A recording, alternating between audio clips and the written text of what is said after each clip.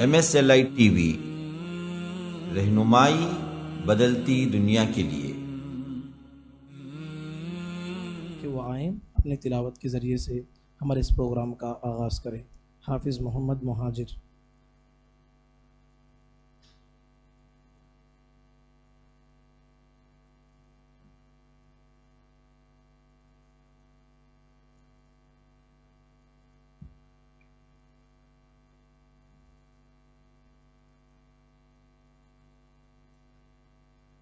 أعوذ بالله من الشيطان الرجيم. بسم الله الرحمن الرحيم. وإذ ابتلى إبراهيم ربه بكلمات فأتمهن قال إني جاعلك للناس إماما قال ومن ذريتي قال لا ينال عهد الظالمين. وإذ جعلنا البيت مثابة للناس وأمنا واتخذوا من مقام إبراهيم مصلى وعهدنا إلى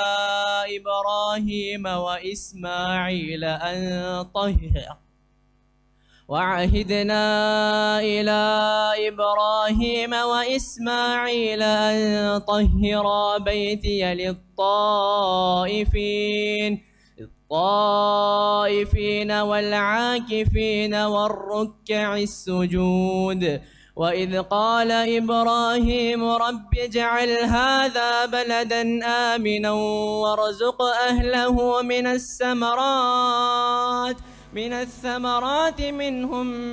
من الثمرات من آمن بالله واليوم الآخر قال ومن كفر فأمتعه قليلا ثم أضطره إلى عذاب النار وبئس المصير. وإذ يرفع إبراهيم القواعد من البيت وإسماعيل ربنا تقبل منا إنك أنت السميع العليم. السلام عليكم ورحمة الله وبركاته.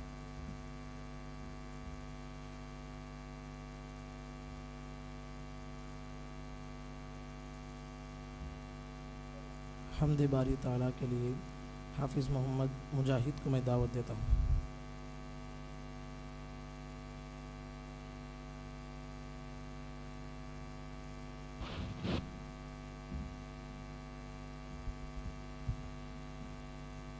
السلام علیکم ورحمۃ اللہ وبرکاتہ۔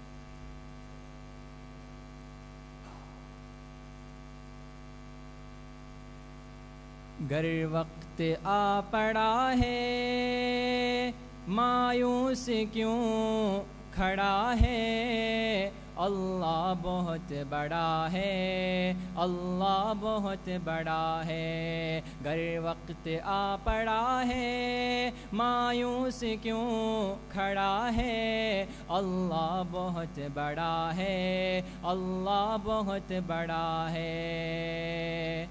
مانا کہ ظلمتوں کے ہر سمت ہے بسیرے، لیکن کبھی تو ہوں گے انصاف کے سویرے۔ مانا کہ ظلمتوں کے ہر سمت ہے بسیرے، لیکن کبھی تو ہوں گے انصاف کے سویرے۔ مہکیں گے غنچے اور گل، چہکے گی کوئی بلبل، مہکیں گی غنچے اور گل، چہکے گی کوئی بلبل۔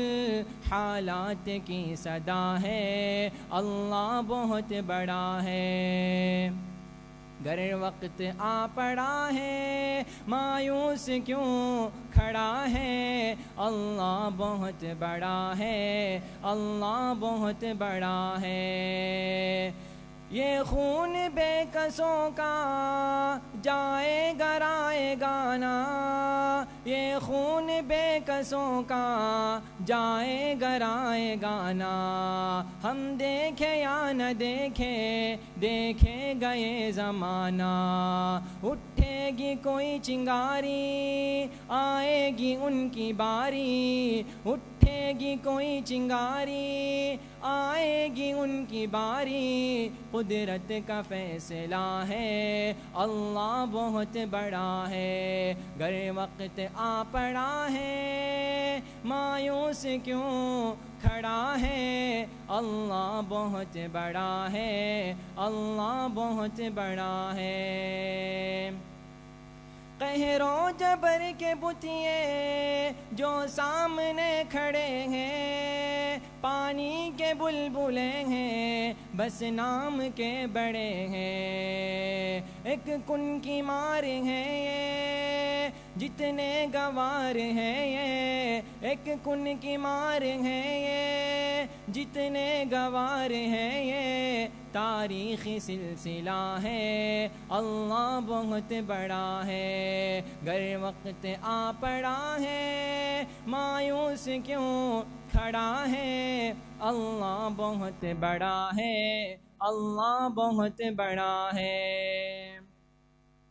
فرعون اور پانی ہو گئی ختم کہانی، فرعون اور پانی ہو گئی ختم کہانی، بچوں سے بو جہل کی چھنوائی زندگانی، اللہ کے کام سارے دن کو دکھائے تارے، اللہ کے کام سارے دن کو دکھائے تارے، کیسا حشر ہوا ہے اللہ بہت بڑا ہے، گر وقت آ پڑا ہے مایوس کیوں کھڑا ہے، اللہ بہت بڑا ہے، اللہ بہت بڑا ہے۔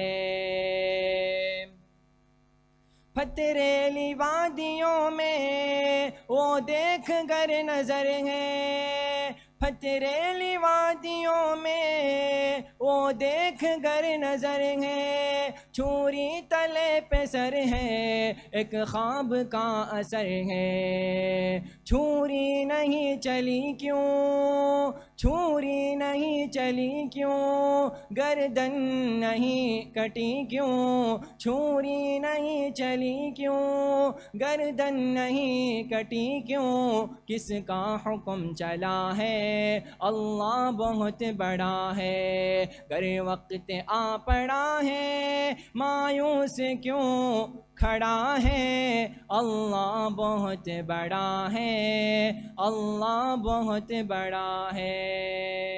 السلام علیکم ورحمۃ اللہ وبرکاتہ۔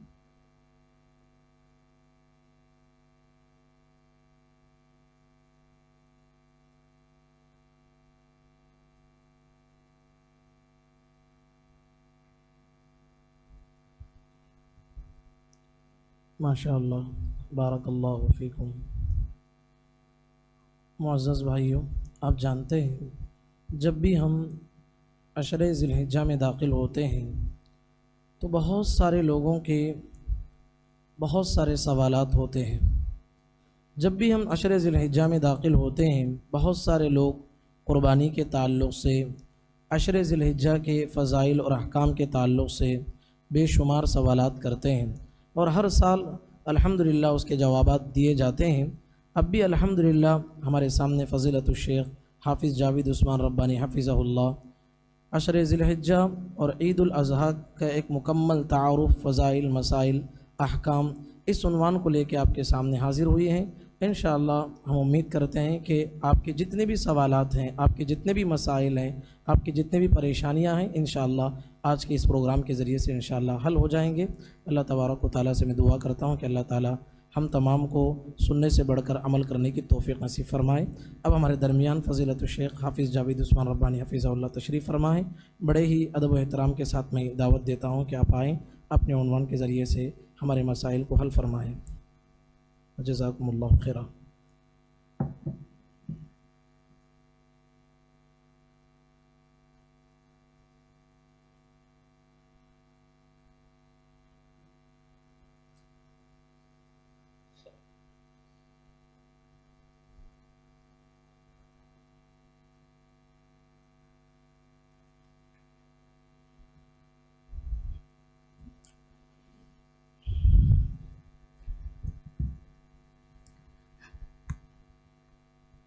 السلام علیکم ورحمۃ اللہ وبرکاتہ۔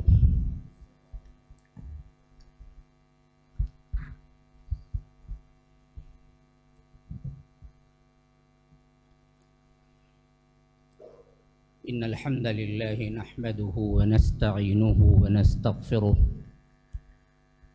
ونؤمن به ونتوکل علیہ ونعوذ باللہ من شرور انفسنا ومن سیئات اعمالنا من يهده الله فلا مضل له ومن يضلل فلا هادي له وأشهد أن لا إله إلا الله وحده لا شريك له وأشهد أن محمدًا عبده ورسوله أما بعد فإن خير الحديث كتاب الله وخير الهدي هدي محمد صلى الله عليه وسلم وشر الأمور محدثاتها وكل محدثة بدعة وكل بدعة ضلالة وفي رواية وكل ضلالة في النار فأعوذ بالله السميع العليم من الشيطان الرجيم من همزه ونفثه ونفخه وإذ بوأنا لإبراهيم مكان البيت ألا تشرك بي شيئا وطهر بيتي للطائفين والقائمين والركع السجود وأذن في الناس بالحج يأتوك رجالا وعلى كل ضامر يأتين من كل فج عميق ليشهدوا منافع لهم ويذكروا اسم الله في أيام معلومات على ما رزقهم من بهيمة الأنعام فكلوا منها وأطعموا البائس الفقير ثم ليقضوا تفثهم وليوفوا نذورهم وليطوفوا بالبيت العتيق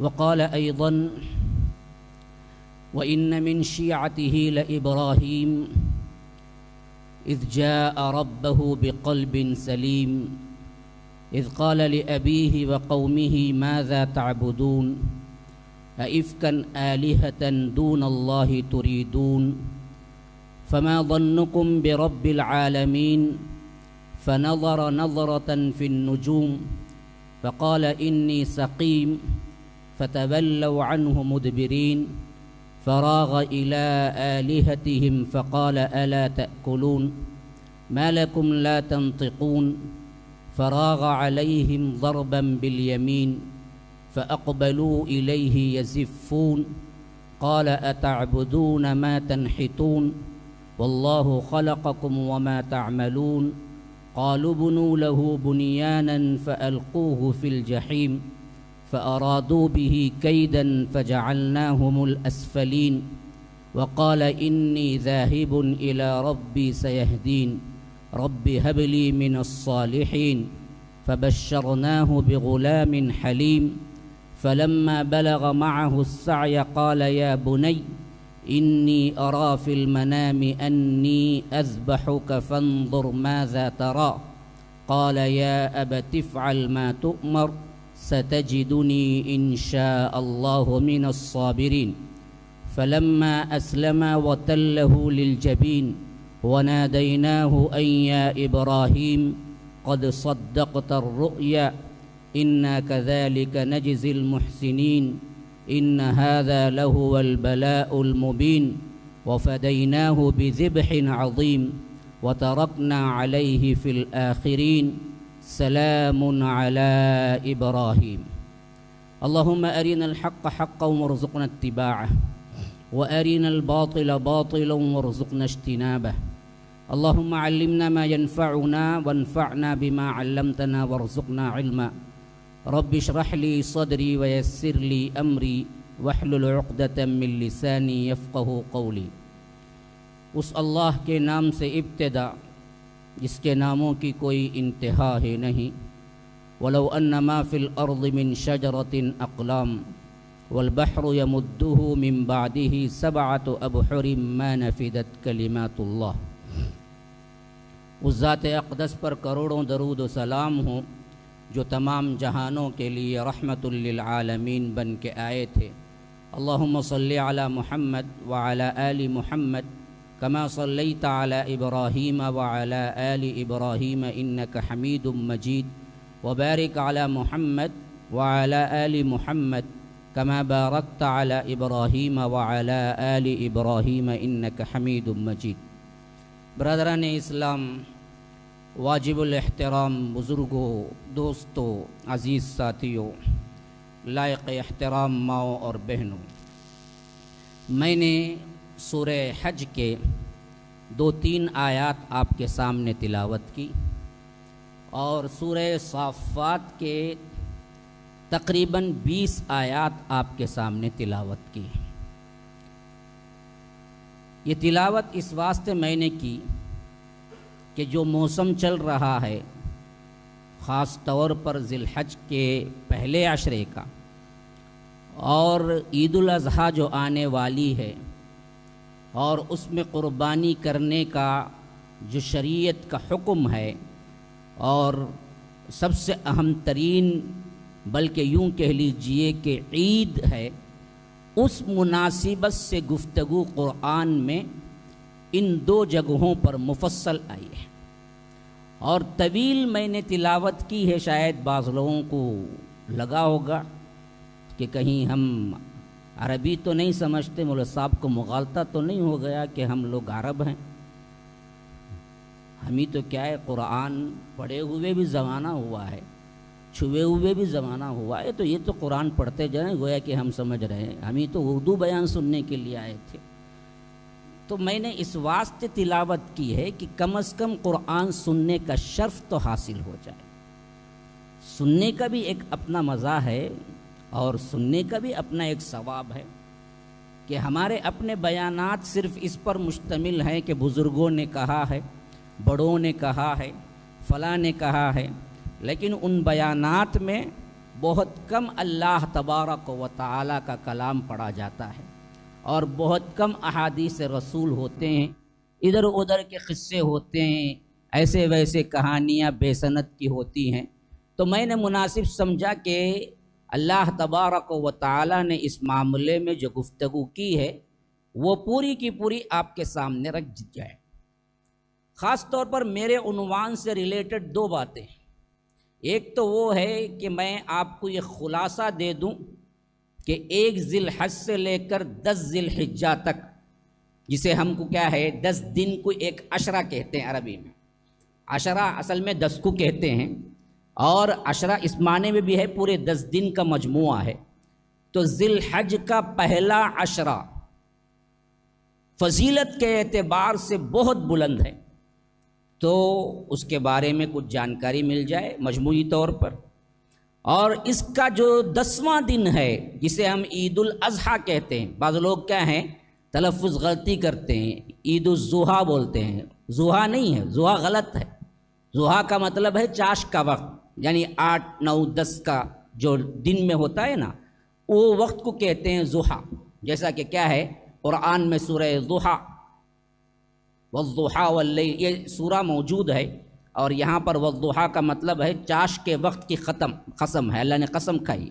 اضحیٰ اصل میں کیا ہے، اضحیتن کی جمع ہے، جسے ہم قربانی کہتے ہیں، اسی قربانی کو عربی میں اضحیہ کہتے ہیں، اس کی جمع اضاحی بھی آتی ہے اور اس کی جمع اضحیٰ بھی آتی ہے، کئی جمع ہیں، پلورل کئی آتے ہیں جن میں ایک اضحیٰ بھی ہے، یعنی قربانی کا دن۔ اب اس میں جو ہم کرتے ہیں قربانی، اسی سے عید الاضحیٰ ہے، وہ عید جس میں ہم قربانی دیتے ہیں، تو اس کے متعلق بھی ایک اہم ترین مضمون آپ کو مل جائے۔ یہ دونوں ملا کر ایک سیکشن ہو گیا۔ دوسرا وہ ہے جس میں سوالات کے لیے ہم نے باقاعدہ طور پر اعلان بھی کیا تھا، اور آج بھی ابھی بھی حافظ صاحب نے آپ کے سامنے اعلان کیا کہ اس سے پہلے ہی ہمارے پاس تقریباً سوالات 50 کے قریب موجود ہیں جو نیٹ کے ذریعے سے موصول ہو چکے ہیں۔ تو دوسرے سیشن میں ہم سوالات رکھیں گے اور اس کے جوابات دینے کے بعد حاضرین میں کوئی سوال کرنے والا ہو، کوئی شک ہو اس سلسلے میں، تو وہ بھی لے لیں گے. خواتین کی طرف سے اگر ہو تو وہ چٹھی پر ارسال کر سکتی ہیں, یہاں بیٹھنے والے خود پوچھ سکتے ہیں. یہ دوسرا میرا سیکشن ہوگا. تو اس حیثیت سے آپ لوگ اگر بات ذہن میں رکھیں گے, دھیان سے سنیں گے, بہت آسانی کے ساتھ یہ عید الاضحیٰ اور عشرہ ذی الحج یہ پوری باتیں سمجھ آ جائیں گی الحمدللہ, جہاں تک مجھے امید ہے. شرط صرف یہ ہے کہ آپ کا دھیان ادھر ادھر نہ ہو, چاہے بسکٹ پانی میں نہ ہو اور اس وقت گھر میں کیا ہو رہا ہے, دریا میں کیا ہو رہا ہے, یہ سوچ نہ ہو. یہاں وقت لگائیں تو انشاءاللہ بڑی آسانی کے ساتھ یہ تمام مسائل کو آپ سمجھ سکتے ہیں. سب سے پہلی بات یہ ہے کہ ان ایام کی فضیلت کیا ہے اور کیوں. کیا ہے بعد میں بولتا ہوں, کیوں یہ سمجھ لیجئے, کیونکہ یہ روح ہے. ہر چیز کا پس منظر ایک ہوتا ہے, منظر ایک ہوتا ہے. اصل میں منظر جو ہوتا ہے نا وہ اہم نہیں ہوتا, پس منظر جو ہوتا ہے نا وہ بہت اہم ہوتا ہے. تو یاد رکھیے ہمارا جسم منظر ہے اور پس منظر میں ہماری روح ہے. اور آپ سب کو معلوم ہے یہ روح نکل جائے تو ہم اسے نام بھی نہیں دیتے. عبداللہ صاحب پڑھے ہیں نہیں بولتے, میت پڑھی ہے بولتے. تو یہ کیت نام اسے, کیوں؟ پس منظر میں جو روح تھی وہ نکل گئی. منظر باقی ہے, ہاتھ پاؤں دونوں باقی ہیں اور اسی طرح چہرہ باقی ہے, بال باقی ہیں, جیسا وہ تھا زندہ ویسے ہی لیٹا ہوا ہے. لیکن ہم اس کو کیا بولتے؟ میت بولتے. اور اس کے بعد اسے بہت زیادہ رکھیں گے ایس گیس میں تو ایک دن نہیں تو فوری اٹھا دیتے. اس کے بعد اسے جینے کا بھی حق نہیں, دنیا میں رہنے کا بھی حق نہیں. تو یہ منظر, پس منظر, اصل میں پس منظر بڑا اہم ہوتا ہے ہر چیز کا. آپ دیکھیں اب موبائل کا زمانہ ہے ماشاءاللہ, کسی کے پاس چھوٹا بچہ بھی پیدا ہوا تو بھی اسے بھی ایک موبائل ہوگا. ابھی اگلے زمانے میں ابھی نہیں آیا ہو, لیکن کیا ہے بہت جلد آ جائے گا. وہ بھی اس کے نام کی رجسٹری ہو جائے گی, جیسے ہی برتھ سرٹیفکیٹ میں ساتھ میں اس کا موبائل نمبر بھی رجسٹر ہو جائے گا. یہ بچے کا یہ موبائل نمبر ہے اور وہ موبائل نمبر کیا ہے گورنمنٹ کے پاس بھی رجسٹرڈ ہوگا. یہ حالت ہو جائے. تو کون ایسا شخص ہے جو بیٹھا ہوا ہو اور اس کے پاس موبائل نہ ہو؟ لیکن موبائل منظر ہے. پس منظر میں اصل میں کیا ہے؟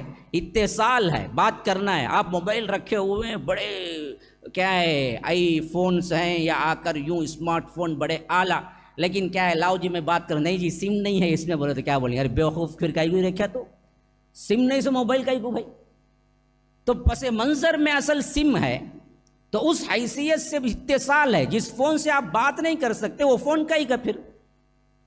ہاں اچھا بھائی واٹس ایپ میں بات کر لیں گے, نہیں بھائی اس میں ڈیٹا نہیں ہے, واٹس ایپ نہیں ہے. بولے تو کیا بولیں گے, ارے بیوقوف پھر کئی کو بھائی رکھے تمہیں, یہ پیپر پڑھنے کے واسطے کا استعمال ہوتا. تو اصل میں ایک چیز منظر پہ ہوتی ہے اور ایک چیز ہوتی ہے وہ جو پس منظر پہ ہوتی ہے. ہم بھی اصل میں کیا ہے مناظر پر متوجہ ہو گئے, پس منظر میں جو اصل روح تھی اس کو بھول گئے. اس معاملے میں بھی دیکھیے بکرا ذبح کرنا یہ منظر ہے. اب اس پر تفصیلات آئیں گے, احکامات آئیں گے انشاءاللہ, لیکن اصل اس کے ذریعے سے پس منظر میں ایک روح ہے, ایک اسپرٹ ہے, ایک پاور ہے جو رب تمہیں دینا چاہتا ہے کہ دیکھو میرا وہ بندہ جو اکیلا پورے قبیلے سے لڑ گیا, اپنے ماں باپ کو چھوڑ دیا, اپنے قبیلے کو چھوڑ دیا, اپنا تن من دھن سب کچھ قربان کر دیا, حتیٰ کہ اپنی جان قربان کرنا بھی انسان کو اتنا مشکل نہیں ہے جتنا اپنی اولاد کو قربان کرنا. آپ دیکھیں جی کتنے ماں باپ ایسے ہیں جو اپنی اولاد کے خاطر پورے دن مشکل اٹھاتے ہیں, مشقتیں اٹھاتے ہیں, تکلیفیں اٹھاتے ہیں, لیکن اولاد اگر بھوکی ہو تو کہتے ہیں کہ بیٹا میں بھوکا رہتا ہوں لیکن تو کھا لے. اولاد پر آنچ آتی ہے تو برداشت نہیں کر سکتے.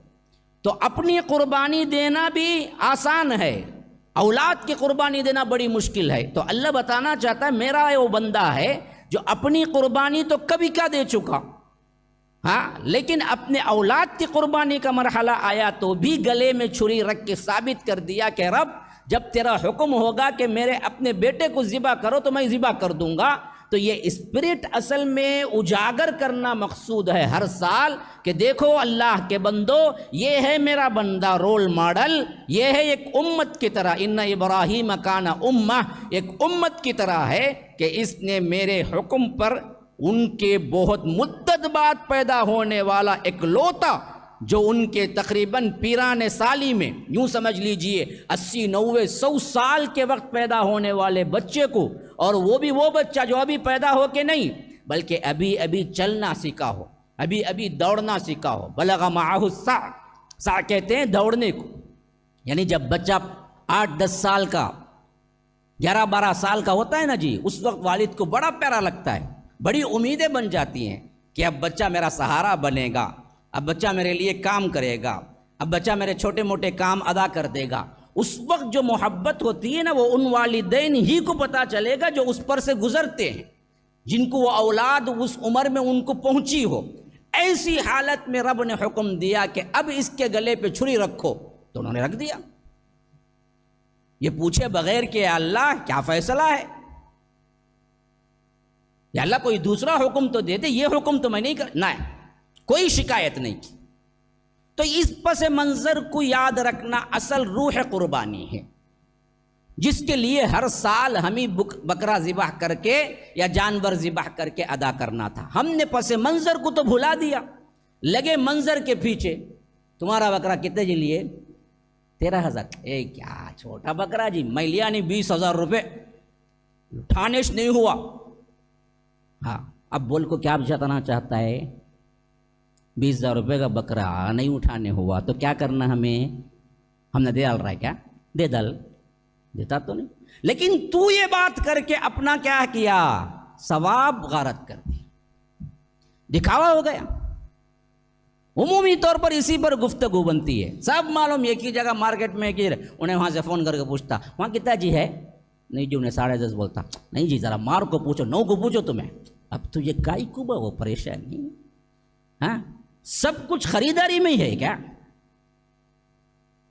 نہیں نا، مقصود تو وہاں پر اصل روح قربانی ہے کہ رب نے جس طرح حکم دیا اس پر ادا کر کے یہ ثابت کرنا ہے کہ اے اللہ آج تو نے اپنے جانور کو قربان کرنے کا حکم دیا، میں نے خرید کے قربان کر دیا، کل حکم آئے کہ خود اپنے گلے پہ چھری رکھ لے تو ہم رکھ لیں گے، سوال نہیں پیدا ہوگا کیوں؟ ہاں وَلَوْ أَنَّا كَتَبْنَا عَلَيْهِمْ أَنِ اقْتُلُوا أَنفُسَكُمْ أَوِ اخْرُجُوا مِنْ دِيَارِهِمْ مَا فَعَلُوهُ إِلَّا قَلِيلًا مِّنْهُمْ۔ اللہ کہتا ہے اگر ہم حکم دے دیتے کہ تم اپنے آپ کو مار ڈالو تو تم لوگوں میں بہت سے منافقین نکل جاتے، اس حکم سے کافر بن جاتے۔ ما فعلوہ، نہیں کرتے، الا قلیلا منہم، چند ایسے صحابہ میرے ایسے بھی ہیں اللہ کے رسول آپ کی جماعت میں، وہ اس حکم کو مانتے اور اپنے گلے پہ چھری رکھ لیتے۔ یہ صحابہ کی تعریف میں اللہ نے بیان کیا ہے۔ ہاں تو یہ مقصدیت، یہ روح اصل پیدا ہونا ہے، اس لیے آتی ہے یہ عید قربان، اس لیے حکم ہوتا ہے کہ جانور کو ذبح کرو۔ اچھا اب آئیے، یہ 10 دنوں کے اندر فضائل اور اس کے اندر برکتیں کیوں ہیں؟ اس واسطے ہیں کہ یہی وہ 10 دن ہے جس میں موحد اعظم حضرت ابراہیم علیہ السلام نے اپنے بیٹے کو قربان کرنے کا واقعہ رونما ہوا اور اللہ نے حکم دیا۔ اس واسطے بہت فضیلت والے، کتنے فضیلت والے ہیں جی؟ کتنے فضیلت والے ہیں؟ فرمایا کہ کوئی بندہ وہ ہے جو اللہ کی راہ میں مجاہد بن کے نکلے، لیکن وہ بھی اتنا فضیلت والا نہیں ہے جتنا فضیلت والا وہ بندہ ہے جو 1 ذی الحج سے 10 ذی الحج کے اندر پہلے عشرے میں جو عبادت کرتا ہے، وہ عبادت اللہ کو سب سے زیادہ محبوب ہے، حتیٰ کہ مجاہد سے بھی، جہاد پر نکلنے والے مجاہد سے بھی پسند جو ہے ان دنوں کا عمل۔ صحابہ پریشان ہو گئے، پوچھا اللہ کے رسول مجاہد سے بھی، جو جہاد میں جاتا ہے اس کی فضیلت سے بھی؟ کہا کہ ہاں، مگر صرف وہ مجاہد جو اپنا مال اور اپنی جان لے کے نکلتا ہے، پھر اپنی جان اپنا مال اللہ کی راہ میں قربان کر دیتا ہے، کوئی واپس لے کے نہیں آتا، وہی صرف ان دنوں کے عمل سے افضل ہے۔ یعنی بتلانے کا مقصود یہ ہے کہ وہ مجاہد جو اپنا مال اپنی جان لے کے نکلا اور اللہ کی راہ میں اپنا مال بھی خرچ کر دیا، شہید بھی ہو گیا، صرف یہ شہید جو ہوا نا، یہ شہادت والی زندگی اس سے افضل ہے، بقیہ تمام اعمال اس دن کرنے سے افضل ہے۔ تم کوئی بھی عمل کرو، اب بعض لوگ پوچھتے ہیں کیا عمل کریں، اتنا فضیلت والا ہے نا، عمل کرو، جو بھی نیکی کا کام ہے وہ کرو، لیکن خصوصیت سے جو اللہ کے رسول صلی اللہ علیہ وسلم سے مروی ہے وہ کیا ہے؟ اللہ اکبر کہنا، تکبیر کہنا، اور تکبیر بھی وہ تکبیر جو اللہ کے رسول صلی اللہ علیہ وسلم سے منقول ہے، اللہ اکبر لا الہ الا اللہ واللہ اکبر وللہ الحمد۔ ایک روایت یوں آئی ہے، دوسری روایت میں 3 مرتبہ اللہ اکبر ہے، اللہ اکبر اللہ اکبر لا الہ الا اللہ واللہ اکبر وللہ الحمد۔ یہ کہتے رہنا، کب کہنا؟ کبھی بھی، کہاں کہنا؟ کہیں بھی۔ پوری زندگی میں یہ 10 دن وہ ہیں جس میں سب سے زیادہ تکبیرات کہنا، کوئی مقید نہیں ہے۔ ان 10 دنوں کے شروع ہوتے ہی کہنا شروع کر دینا ہے۔ ہاں جو حجاج ہوں گے وہ تلبیہ کہیں گے جب ان کے سفر پہ وہ نکلیں گے، لبیک اللہ، لیکن جو غیر حجاج ہوں گے، جو حج کو نہیں جائیں گے، ان کے لیے سب سے بہترین عمل تکبیر کہنا ہے، اللہ اکبر لا الہ الا اللہ اکبر وللہ الحمد۔ یہ کہتے رہنا ہے 1 سے لے کر 10 تک، حتیٰ کہ یہ 10 سے بھی آگے بڑھ کر 13 کے عصر تک، ایام تشریق کے آخری دن تک۔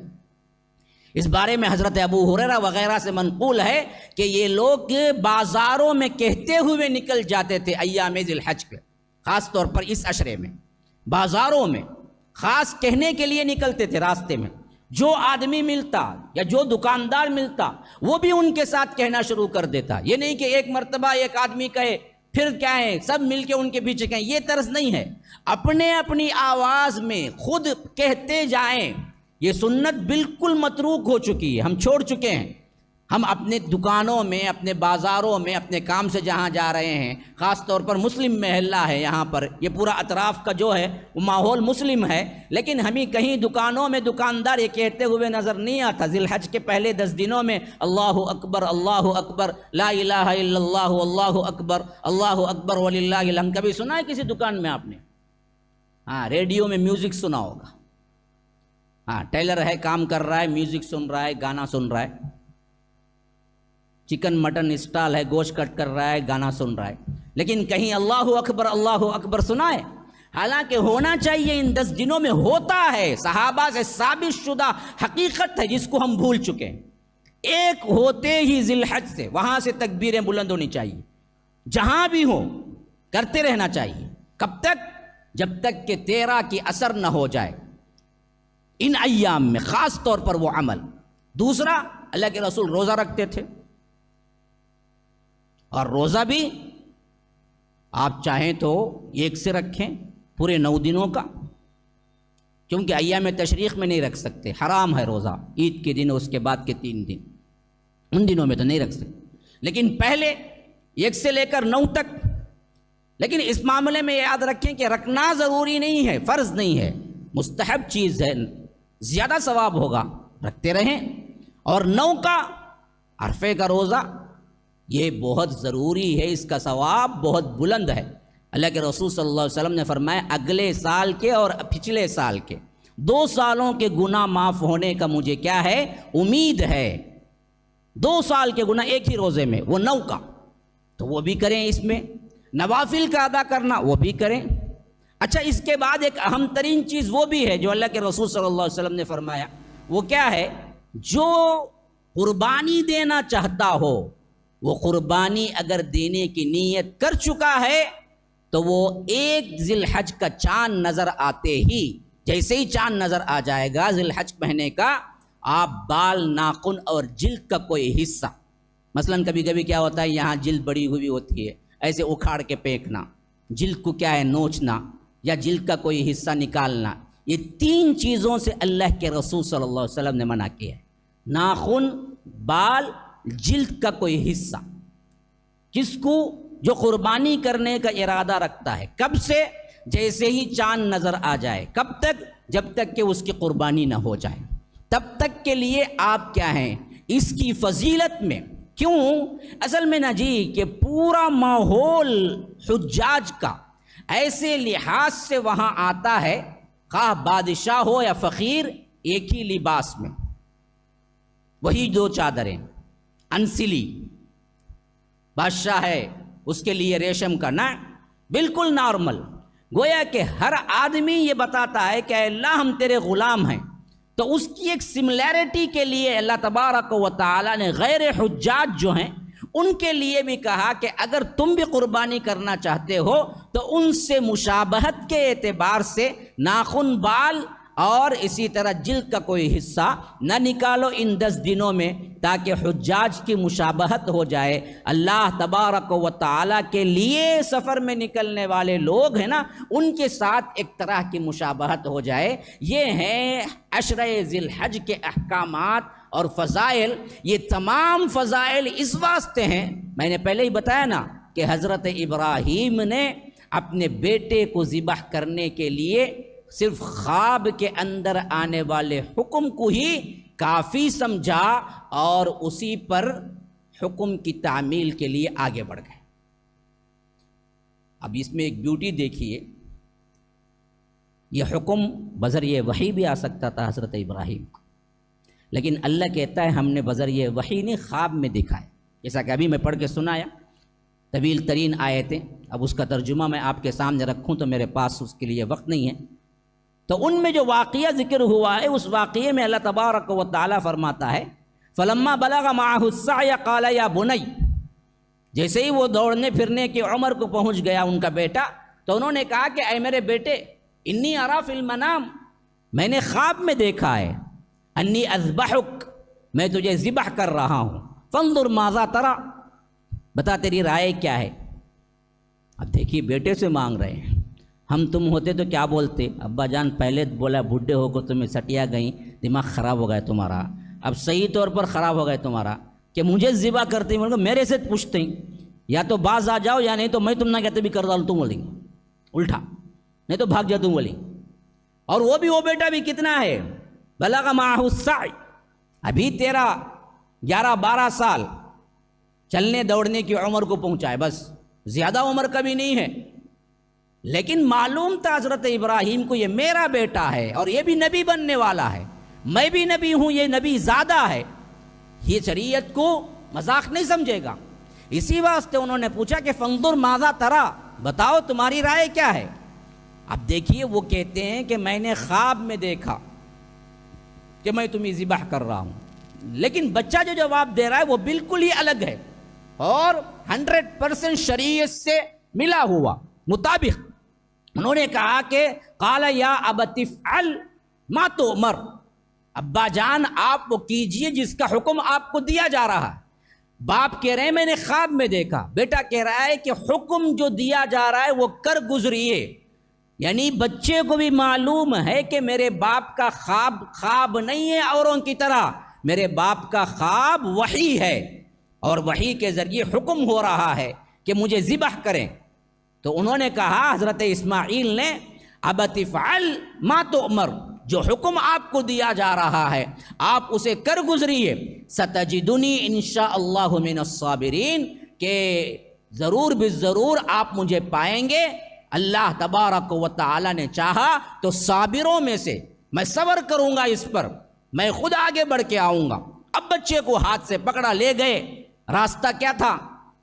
وہی وادی غیر ذی زرع، کعبۃ اللہ، وہاں سے مینا کا راستہ تھا، کیونکہ وہیں پر کیا ہے ذبح ہوتے ہیں آج بھی، تو مینا جانا تھا۔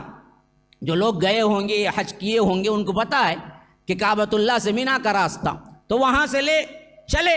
راستے میں آیا شیطان بہکانے کے لیے، کبھی حضرت ہاجرہ کو بہکانے کے لیے، کبھی حضرت ابراہیم کو، کبھی اسماعیل کو۔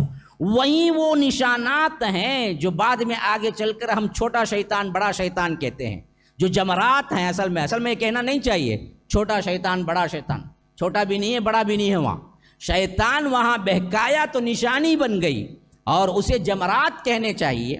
اور ان جمرات پر کنکریاں مارتے ہیں، اور یہ کنکریاں مارنا حج کے بہت اہم ترین کاموں میں سے ایک کام ہے۔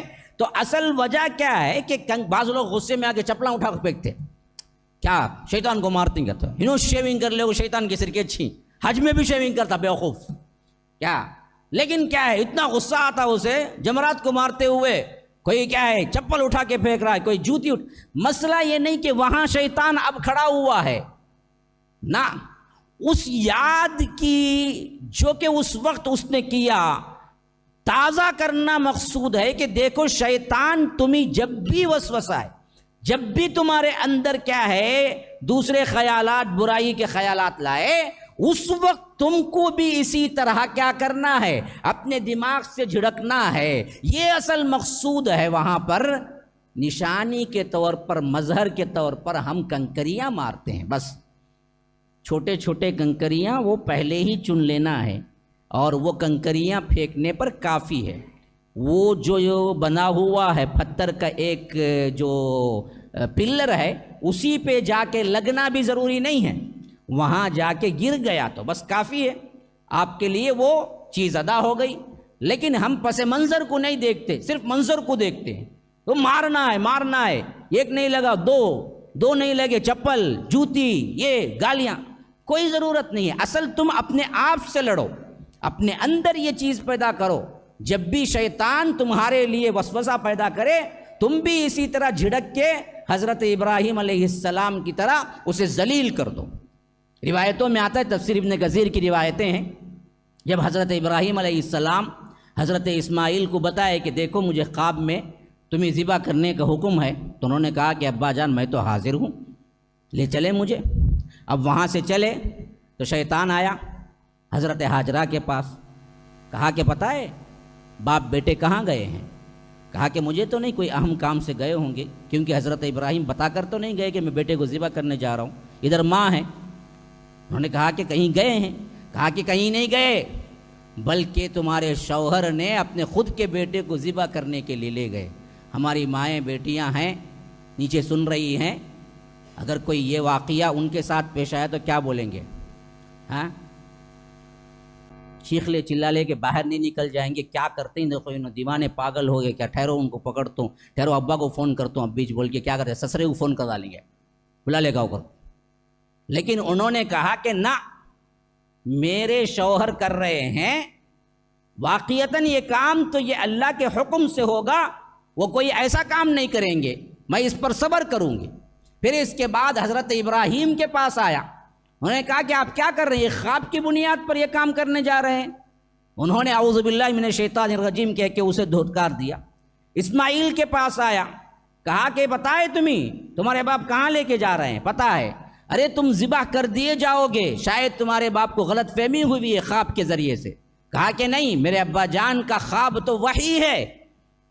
دیکھیے اس میں بہت اہم ترین نقطہ ہے، دیکھیے وحی کے ذریعے بھی سیدھی ڈائریکٹ بات آ سکتی تھی کہ ابراہیم تم اپنے بچے کو ذبح کرو، لیکن یہ بات نہیں آئی، خواب میں دکھایا، خواب ہی کو انہوں نے سچ کر دکھایا۔ قد صدقت الرؤیا، انہوں نے خواب سچ کر دکھایا، تو خواب میں بھی اصل میں معاملہ آ گیا، تو نبی نے سمجھ لیا کہ یہ حکم ہے اور لے کے گئے۔ تو یہ تین جگہ جہاں پر شیطان بہکایا وہ نشانیاں ہیں وہ اصل میں۔ پھر اس کے بعد وہ مینا میں لے گئے تو خود بیٹے نے کہا کہ ابا جان اگر آپ مجھے سیدھے رکھ کے ذبح کریں گے تو دونوں کی آنکھیں ملیں گی، ہو سکتا ہے کسی کے دل میں محبت جاگ جائے، آپ ایسا کیجئے مجھے الٹا لیٹا دیجئے۔ اسلما وَتَلَّهُ لِلْجَبِينِ، یہ جو ہے نا پیشانی کے بل لٹا دیجئے۔ اور کسی کو ذبح کرنا ہوتا تو پیشانی کے بل کیسے لٹا سکتے ہیں؟ سر کے بل لٹا سکتے ہیں، ایسے لٹائیں گے تو ایسے ذبح کریں گے نا جی، ایسے لٹائیں گے تو ایسے کیسے ذبح کریں گے؟ لیکن اللہ کہتا ہے حضرت اسماعیل کو حضرت ابراہیم نے ویسے ہی لٹایا، الٹا لٹایا۔ اسلما وَتَلَّهُ لِلْجَبِينِ، وجہ کیا ہے؟ یہ خود حضرت اسماعیل نے کہا کہ ابا جان آپ مجھے کیا کیجئے، آنکھوں پہ پٹی باندھ دیجئے اور الٹا لٹائیے یہ پیشانی کے بل، تاکہ نہ آپ کی آنکھیں ملیں نہ میری آنکھیں آپ کو دیکھیں کہ ترس آ جائے یا محبت آ جائے، دونوں نہ دیکھیں اور آپ چھری چلا دیں۔ بعض روایتوں تو یہاں تک ہے کہ حضرت ابراہیم نے بھی کیا کیا تھا، اپنے آنکھوں پہ پٹی باندھ لی تھی، حضرت اسماعیل کو بھی پٹی بنوا دی، پھر اس کے بعد چھری جو چلایا نا جی، چھری تو چل گئی، نہ ان کو پتا کہ ذبح ہوا کون، نہ حضرت اسماعیل کو پتا کہ چھری کس پہ چلی۔ جب دونوں کا عمل ہو گیا پھر آنکھیں کھول کے دیکھی تو ابراہیم ادھر کھڑے، حضرت اسماعیل ادھر کھڑے مسکرا رہے تھے، اور ادھر چاقو کے نیچے جو آیا تھا وہ جنت کا دمبا تھا۔ یہ دونوں آنکھ بندے ہوئے تھے، دونوں نے وہ منظر کو دیکھا نہیں۔ اللہ نے نیچے سے جو ذبح ہونے والا تھا، اللہ کا پیارا بندہ اسماعیل کو ہٹا کر دمبے کو رکھ دیا اور دمبا ذبح ہو گیا۔ ذبح ہونے کے بعد جب دیکھا تو وہاں پر کیا ہے، دمبا ذبح ہوا۔ اسی لیے اللہ کہتا ہے کہ قد صدقت الرؤیا، انہوں نے اپنا خواب سچ کر دکھایا، اور خود کہا کہ ان ھذا لہو البلاء المبین، یہ بہت بڑی آزمائش تھی۔ یہ ہے اصل واقعہ جس کے پس منظر میں ہم کو حکم دیا گیا کہ تم بھی اس کی یاد تازہ کرو، اس طرح کی سرفروشی اپنے دلوں کے اندر پیدا کرو، اللہ کے لیے ہر چیز قربان کرنے کے لیے تیار ہو جاؤ، خواہ اپنا نفس ہو، خواہ اپنی اولاد ہو، خواہ تمہاری محبوب ترین چیز کیوں نہ ہو۔ اور ایک بات ذہن میں رکھیے، محبوب ترین چیز دنیا میں اولاد سے زیادہ کوئی نہیں ہو سکتی۔ آپ دیکھیے بڑے بڑے پیسے والے ہوں یا بڑے بڑے منسٹرز ہوں، ان کو اگر ان کی ناک جھکتی ہے، ان کا سر کبھی کبھی جھکتا ہے، پوری دنیا کے آگے نہیں جھک سکتا، اتنا تکبر ہوتا ہے، لیکن ایک بیٹی ہے یا ایک بیٹا ہے، لے کو پکڑ لے کو بھاگتا یا بھاگتی تب جھکتا۔ ہاں، کیا کریں گے بھائی میرا بیٹا، بھائی کیا کریں گے بھائی میری بیٹی، بھائی تو بیٹیاں جھکا دیتی، بیٹا جو اولاد کے لیے جھک ہی جاتا آخر کا۔ ہاں، تو یہ اصل اولاد کا پاور ہے، محبت ہے، چاہت ہے۔ تو اللہ نے بتایا کہ دیکھو یہ چاہت بھی اصل میں میرے خلاف ہو تو یاد رکھو دھتکار دینا، اور میرا حکم ہو تو اس چاہت کو بھی قربان کر دینا۔ یہی کام حضرت ابراہیم نے کیا تھا علیہ السلام، جس کی یادگار طور پر ہم کو حکم دیا۔ اسی لیے اللہ کے رسول صلی اللہ علیہ وسلم سے پوچھا گیا ما ہی الاضاحی یا رسول اللہ، اللہ کے رسول یہ قربانیاں کیا ہیں؟ کہا کہ سنت ابیکم ابراہیم، یہ تمہارے باپ ابراہیم کی سنت ہے، یہ طریقہ ہے، یہ اعلان ہے کہ انہوں نے جس طرح کیا اس طرح کر کے تم بھی اس کی قربانی کے ساتھ اس جذبے سے تم ادا کرو کہ اے اللہ جو کچھ بھی تو نے دیا ہے اس پر تیرا حکم چلے گا، تو اگر حکم دے تو میں اولاد کو بھی قربان کر دوں۔ یہ ہے اصل واقعہ، یہ ہے عشر ذی الحجہ کے مختصر ترین فضائل۔ اب آئیے ان میں چند باتیں جو احکامات سے متعلق ہیں سمجھ لیں۔ جو آیتیں میں نے حج کی تلاوت کی ہیں ان میں تمام احکامات آ گئے ہیں۔ اللہ تبارک و تعالی نے فرمایا وَإِذْ بَوَّأْنَا لِإِبْرَاهِيمَ مَكَانَ الْبَيْتِ أَلَّا تُشْرِكْ بِي شَيْئًا وَطَهِّرْ بَيْتِيَ لِلطَّائِفِينَ وَالْقَائِمِينَ وَالرُّكَّعِ السُّجُودِ۔ جب کعبۃ اللہ بن گیا، اللہ تبارک و تعالی نے اسے بہترین گھر اور اس کی طرف پلٹ آنے کا جذبہ رکھنے والا، ہر آدمی جو جاتا ہے نا جی دوبارہ آنے کی تمنا کرتا ہے، ہاں بہترین ٹھکانہ بنا دیا اسے۔ جو آدمی بھی جاتا ہے، جتنے لوگ نہیں گئے ہیں نا ان کو کم خواہش ہے حج یا عمرے پہ جانے کو، جتنے لوگ گئے ہیں نا ان کو زیادہ خواہش ہے کہ دوبارہ جائیں۔ صحیح بات ہے، نہیں سو رہے ہیں؟ صحیح بات ہے نا؟ جو گئے ہیں نا ان کو زیادہ خواہش ہے دوبارہ جائیں، جو ابھی تک گئے نہیں ہیں نا ان کو اتنی خواہش نہیں ہے۔ ایک مرتبہ جا کے آتا ہے نا اس کی دل کی تڑپ اور بڑھ جاتی ہے، وہاں جائیں جائیں جائیں۔ تو فرمایا کہ وَإِذْ بَوَّأْنَا لِإِبْرَاهِيمَ مَكَانَ الْبَيْتِ، اور اس میں حکم دیا کہ اللہ تشریک بھی شیئا، دیکھو اللہ کے ساتھ کسی کو شریک نہ کرنا، یہ اللہ کی توحید کے لیے قائم کیا گیا گھر ہے۔ وَطَهِّرْ بَيْتِيَ لِلطَّائِفِينَ، اس کو پاک و صاف رکھنا، کن کے لیے؟ طواف کرنے والوں کے لیے، قیام کرنے والوں کے لیے، رکوع کرنے والوں کے لیے، سجود کرنے۔ یہ چیز آج بھی آپ دیکھ سکتے ہیں۔ ہمارے لوگ صرف کیا ہیں، گندی چیزیں ہی دیکھنے آتے ہیں۔ وہ کیا ہے جو مکھی ہوتی ہے نا جی، مکھی ہمیشہ کیا ہے گندگی پہ بیٹھتی ہے، حالانکہ اتنی اچھی چیزیں اس پہ نہیں بیٹھتی، جا کے گندگی پہ بیٹھتی۔ ویسے ہی بہتوں کے ذہن کیا ہیں، صرف گندگی پہ بیٹھنا ہی جانتے ہیں۔ سعودی حکومت یہ کرتی وہ کرتی، ایسا ویسا، یہ آ گیا وہ آ گیا۔ یہ ایک طرف، دوسری طرف اللہ کے اس حکم پر جو اللہ نے کہا حضرت ابراہیم کو طہر بیتیہ، دیکھو میرے گھر کو پاک رکھو۔ یا رب جاؤ وہاں جا کے دیکھو کس حیثیت سے وہ پاک رکھتے ہیں۔ آنکھیں کھلی کی کھلی رہ جائیں گی، دل واقعتاً ہو تو پھٹ جائے گا۔ یاد رکھو جس حیثیت سے وہ مطاف کا ایریا اور کعبۃ اللہ میں خاص کر طواف کے ایریے کو وہ پاک و صاف رکھتے ہیں، آپ سوچ بھی نہیں سکتے، اس سے بھی اعلیٰ پیمانے پر پاک و صاف رکھتے ہیں۔ 24 آورس کلینک کا کام ہوتا رہتا ہے، حالانکہ کروڑ لوگ دن میں آتے جاتے ہیں۔ ایک چھوٹے سے ٹکڑے کو جہاں پر کیا ہے 10 افراد ہوں، اسے پاکی اور صفائی کے ساتھ نہیں رکھ سکتے۔ ہمارے اپنے گھروں کا حال اٹھا کے دیکھ لیجئے، خاص طور پر جہاں پبلک بھیڑ لگتی ہو وہاں کا حال اٹھا کے دیکھ لیجئے، وہاں کا حال دیکھیے جہاں پر کروڑ لوگ آتے ہیں جاتے ہیں، لیکن پھر بھی آپ وہاں پر ایک دن کا اور ایک کیا ہے گاڑی نہیں دکھا سکتے۔ اس حیثیت سے وہ لگے ہوئے ہیں اللہ کے گھر کو پاک و صاف کرنے کے لیے۔ ہمیشہ جاؤ، کوئی بھی وقت جاؤ، آپ کو بالکل صاف شفاف ملے گا۔ ہاں، حیران ہو جائیں گے، ان کے طریقے بھی عجیب ہیں۔ اتنا ٹکڑا طواف ہو ہی رہا ہے، طواف میں ہی پاکی، طواف ہی میں کیا ہے صرف بھی ڈالا جا رہا ہے، طواف ہی میں پانی بھی ڈالا جا رہا ہے، طواف ہی میں کیا ہے ماپ بھی لگایا جا رہا ہے، پھر لوگوں کو بھی کوئی دقت نہیں، طواف بھی ہو رہا ہے، نہ طواف کھڑا، نہ نماز کھڑی، نہ عبادتیں کھڑی، پھر بھی پاک و صاف 24 آور۔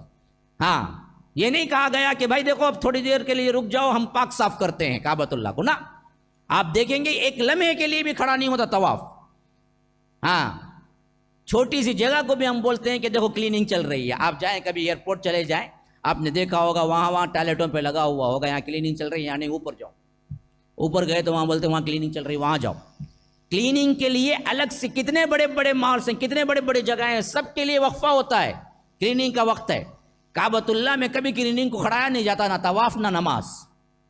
اس حیثیت سے داد دینے کے قابل ہے جو کچھ انہوں نے انتظام کیا ہے، اس کی صفائی کا جو اللہ نے حکم دیا ہے کہ طہر بیتی للطائفین والقائمین والرکع السجود۔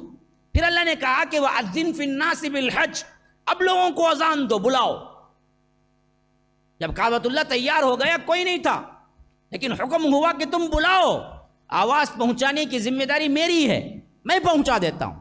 حضرت ابراہیم نے یہ نہیں پوچھا کہ اے اللہ یہ وادی غیر ذی زرع، یہاں نہ کیا چرند ہے نہ پرند ہے نہ کوئی انسان ہے، میں کس کو بلاؤں؟ نہیں، حکم ہوا بلائے، اذان دی، اعلان کیا کہ حج کو آؤ، اللہ تبارک و تعالیٰ کے کعبے کے طواف کے لیے آؤ۔ پھر اللہ نے کیا کیا، ایسا بھر دیا، اگر آج ریسٹرکشن نہ ہو تو لوگ صرف بھیڑ کی وجہ سے مارے جاتے، اور مارے جاتے تھے، ہیں اب بھی۔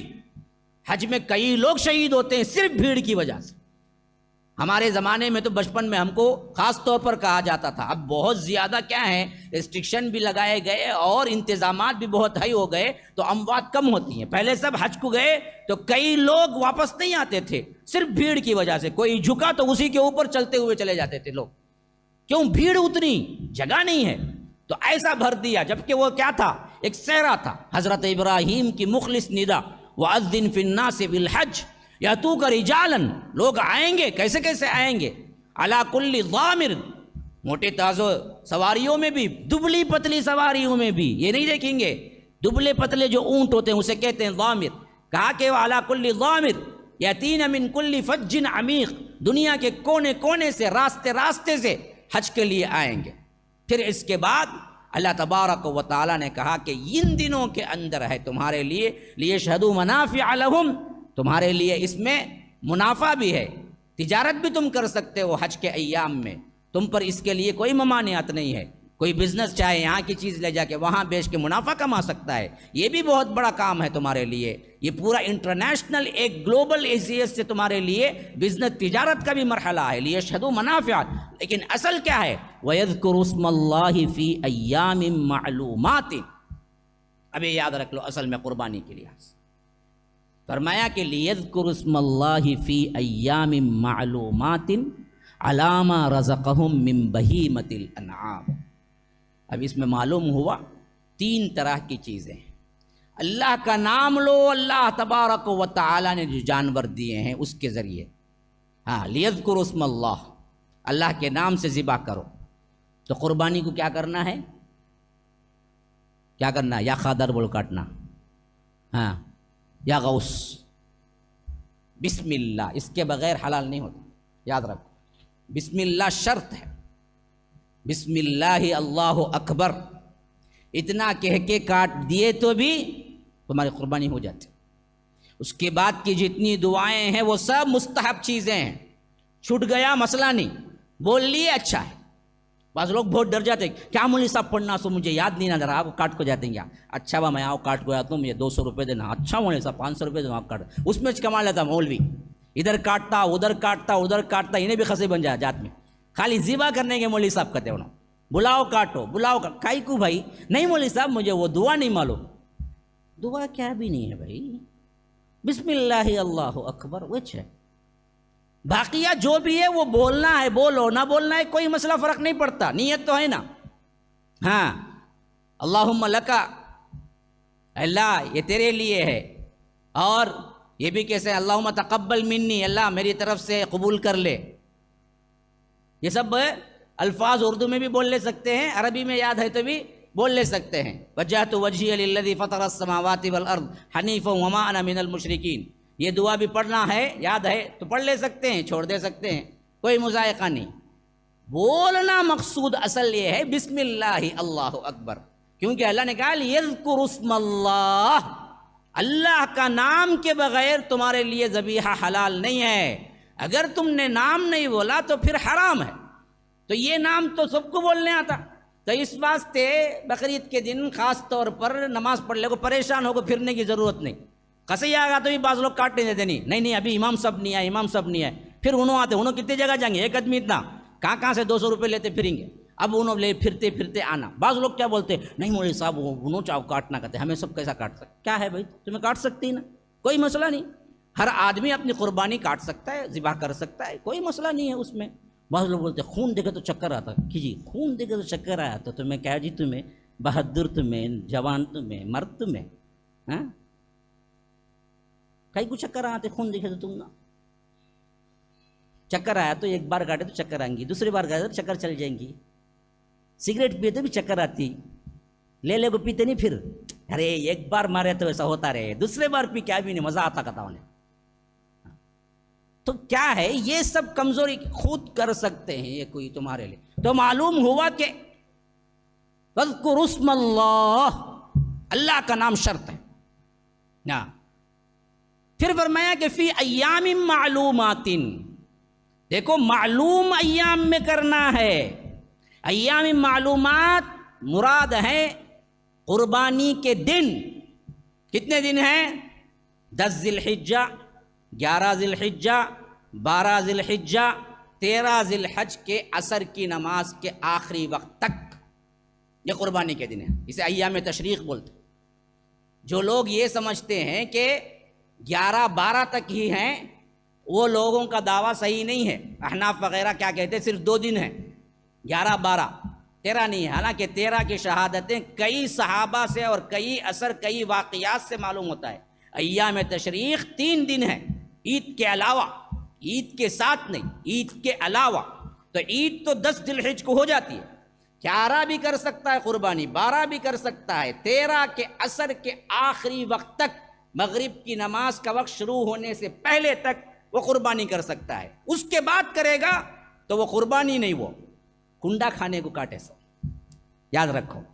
اسی لیے فرمایا کہ ایام معلومات، شرط ہے یہ، تمہاری قربانی میں بھی گوشت کے لیے کاٹے جانے کے اس میں فرق کیا ہے؟ یہی سب سے بڑا فرق ہے، تمہارے لیے گوشت کے لیے جو کاٹتے ہیں نا، اس میں بھی بسم اللہ اللہ اکبر بولنا ہی بولنا ہے، ورنہ حرام ہو جائے گا۔ تو اصل فرق کیا ہے؟ 10، 11، 12، 13 کے اندر کاٹیں گے تو وہ قربانی ہے، ان دنوں کے علاوہ کاٹیں گے تو وہ کنڈا ہے، کھاؤ کتنا ہونا کاٹ کو، وہ ثواب نہیں ملے گا جو قربانی کا ہے۔ قربانی کے ثواب کے لیے ان ایام میں ہی کاٹنا ہے۔ اچھا اس کا شروع وقت کب ہے؟ میں آخری وقت بتایا، مغرب کی نماز شروع ہونے سے پہلے، یعنی عصر کے آخری وقت تک، کب؟ 13ویں تاریخ میں۔ اب ابھی سمجھانے کے لیے کھول کے بولتا ہوں، دیکھو اب تو عید معلوم ہو گئی، عید کب ہے ہماری؟ ہاں اس میں بھی 3 چاند 4 چاند والی ہی کی، بہت پریشان ہوتے ہیں اس میں، سب جھگڑا میں پڑھو نا کو، سیدھا قاضی صاحب کے حساب سے کیا عید؟ ہاں اتوار کو، تو 10 ذی الحجہ کیا ہے؟ اتوار. اب قربانی کے پورے دن کتنے ہوئے تب؟ اتوار، پیر، منگل، چہشمبے کے عصر تک کر سکتے ہیں آپ قربانی. ہاں 4 دن ہے اصل عید کے ساتھ ملا کر. عید چھوڑ دیے تو 3 دن تک کر سکتے ہیں عید کے بعد بھی. یاد رکھو ابھی یہی آخری اینڈ ٹائم ہے، عصر کا آخری وقت. کب؟ کب؟ عید کے بعد کے 3ویں دن، اتوار، پیر، منگل، چاشمبے کے عصر تک. یہ اینڈنگ ٹائم. شروع کب ہوتا؟ عید کی فجر سے نہیں، وہ یاد رکھ لو. عید کی فجر سے شروع نہیں ہوتا، عید کی نماز کے وقت سے. عید کی نماز کے وقت سے. ہاں یاد رکھو عید کی نماز کے وقت سے بھی نہیں شروع ہوتا. جس آدمی کی قربانی ہے اس آدمی کے نماز کے ادا کرنے پر شروع ہوتا اس کے لیے. یاد رکھو انہیں نماز پڑھ لیا پھر قربانی ہے. نماز پڑھے بغیر کیا وہ اپنے کو کیا ہے بریانی پکاؤ کھانے کے واسطے. اسی لیے ایک صحابی آئے اللہ کے رسول صلی اللہ علیہ وسلم کے پاس، نماز پڑھے. کب؟ بقرعید کے دن، عید الاضحیٰ کے دن. اللہ کے رسول صلی اللہ علیہ وسلم نے فرمایا کہ لوگوں دیکھو اب جا کے اپنی قربانی کرو، یہ تمہارے لیے قربانی ہے. اگر کسی نے نماز سے پہلے کر لیا ہے تو وہ گوشت کھانے کے لیے ہے، وہ قربانی نہیں ہے. تو ایک صحابی اٹھ کے کھڑے ہوئے کہا کہ اللہ کے رسول مجھے یہ معلوم ہی نہیں تھا یہ مسئلہ، میں تو قربانی کر کے آگے نماز پڑھ رہا ہوں آپ کے پاس. انہوں کیا کیے؟ صبح سویرے اٹھ کو نماز پڑھ لے کو فجر کی کر ڈالے، کر کو نماز پڑھنے آئے. ان کو پتہ نہیں تھا.